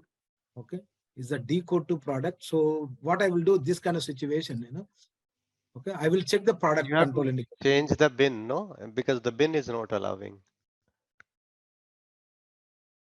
I need to see, but system should propose. That's what I told you all the time. My system should propose me bin. That is the way it should work. Okay? Yeah. Okay. So this is the wide aisle peak phase. Okay. It is going to wide aisle peak phase. So the bin is, okay. So we need to select as the not mezzanine location. It should be wide aisle peak phase. So wide aisle peak phase resolve. So then bin I need to select. Okay. So the bin, any empty bin I can select, but definitely I'm telling you my configuration should work. Okay. Save it. Say now is the created now. Okay. The task is created. Just save it because 998 it confirms automatically. Okay. Through the product. So why is the 1011 it is not at all allowing? Because I said very clear in the configuration. Yeah. Very clearly we said is one manual task is forbidden. Okay. For 1011, okay. Yeah, 1011. That could be the reason is not allowing. Okay, but I can change it. That is not a problem. Okay. I will end the session, guys. I know it's too much, but 1011. So see, manual WT is forbidden. So if I remove this one, then I can use 1011 always. Okay? I remove this one so that next time instead of using 999, we can use 1011. Okay, 1011. This way, this entire process is completed end to end. So, as I said, in real time, it always, always so many issues. Okay, so the task is completed. If you see, if you refresh, all the warehouse task is completed. Whatever is completed, all the goods is completed, unloading completed. Okay, and always you can see that whether exceptions you have used, the quantity you have used decode 2. You can see there is a process code here. Okay, whether you have used, see, there is a process code we have used, IA001. Okay, using the exception code, we have adjusted the quantity of, earlier it was 10, now become a 5. Okay, only S4 is not updated because some financial, I will set up that. But after that, invoice and everything will happen, entire quantity. Okay, I know it's too much, guys, but this is the where we walk it because it's a real time, how it works. So we are doing this one. Okay. And before end the session, any doubts or anything? Are you happy or something you wanted? But I'm happy for the already existing guys because I need to cover the ad management. Yeah. Any questions, please? So in a class, every time there are new people and then we try to explain them the same thing. No. This is because they made as a two partitions. One is a master in excellence. That's what I'm explaining. But next classes, we will jump into straight away the topics. Okay. So they need to go through the master sessions. So if at all they want to continue with the excellence, if at all they want to make it. Okay. So basic is completed, you are saying. You're saying like that? Yes. Yeah. Master is already we completed now. Okay. Now excellence will start, you are saying. Yeah. See this one. I don't know they shared the information or not. 1 second before closing, I will say this. So get the details from the Sastrageek. Okay. These are the topics we covered under the Mastery Excellence last time. Okay. So all the topics we covered everything. So now we split into two things. One is a mastery. Okay. Mastery, we covered a lot of topics. Okay. So under excellence also, we covered a lot of topics under the even mastery only. These are all covered. Okay. Resource management also covered. So if anybody wants to go through excellence, so they should go to the mastery sessions. Okay, about EWM structure, inbound process, outbound process. Okay, basic configuration, all the things should go through that. If at all they want to. How many hours of basic or this? Not remembered honestly. Maybe around 25 to 30 classes. Okay, and 2 hours for each class? Yeah, 2 hours. 2 hours. It varies. 2 hours. Sometimes 2.5 hours. Yeah, more or less 2.5 hours. Average we cover it. Okay, 25 classes. Yeah. Okay. Check with the Sastrageek. Okay. Yeah, I Okay. can check. So this is the topics we cover, because since today is the first time, I never go through this one. But otherwise, next session and all, we go everything, whatever topic we are going to cover, then we will highlight, saying these are the things we are going to do. Okay. So we And how discuss the many business. sessions will be there in future? How many sessions? I think minimum 1 month to 1.5 months, 2 months minimum. Like So 20 during sessions, that time, right? you can easily pick up all the things. Okay. Assuming that even you are starting excellence, but go to the mastery, definitely you can pick up. Okay. If you have any doubt, we have a already Telegram meeting, a Telegram group is there. You can post, we can help you. And even we have other team members, they will also help you. Okay, the team member can help. Okay. Anyway, I will be proactive, but in case if I can't, not in a position to answer, there are other people also, they will help you. Okay, there are 54, 60 people are in the group. Okay. Okay. So anybody will respond. Previous sessions, current sessions. So we have big group. So they will help you if you have any questions, any doubts, have any have issues. Okay, in terms of setup. Okay, guys. If you no questions, yeah, I'm going to stop you now.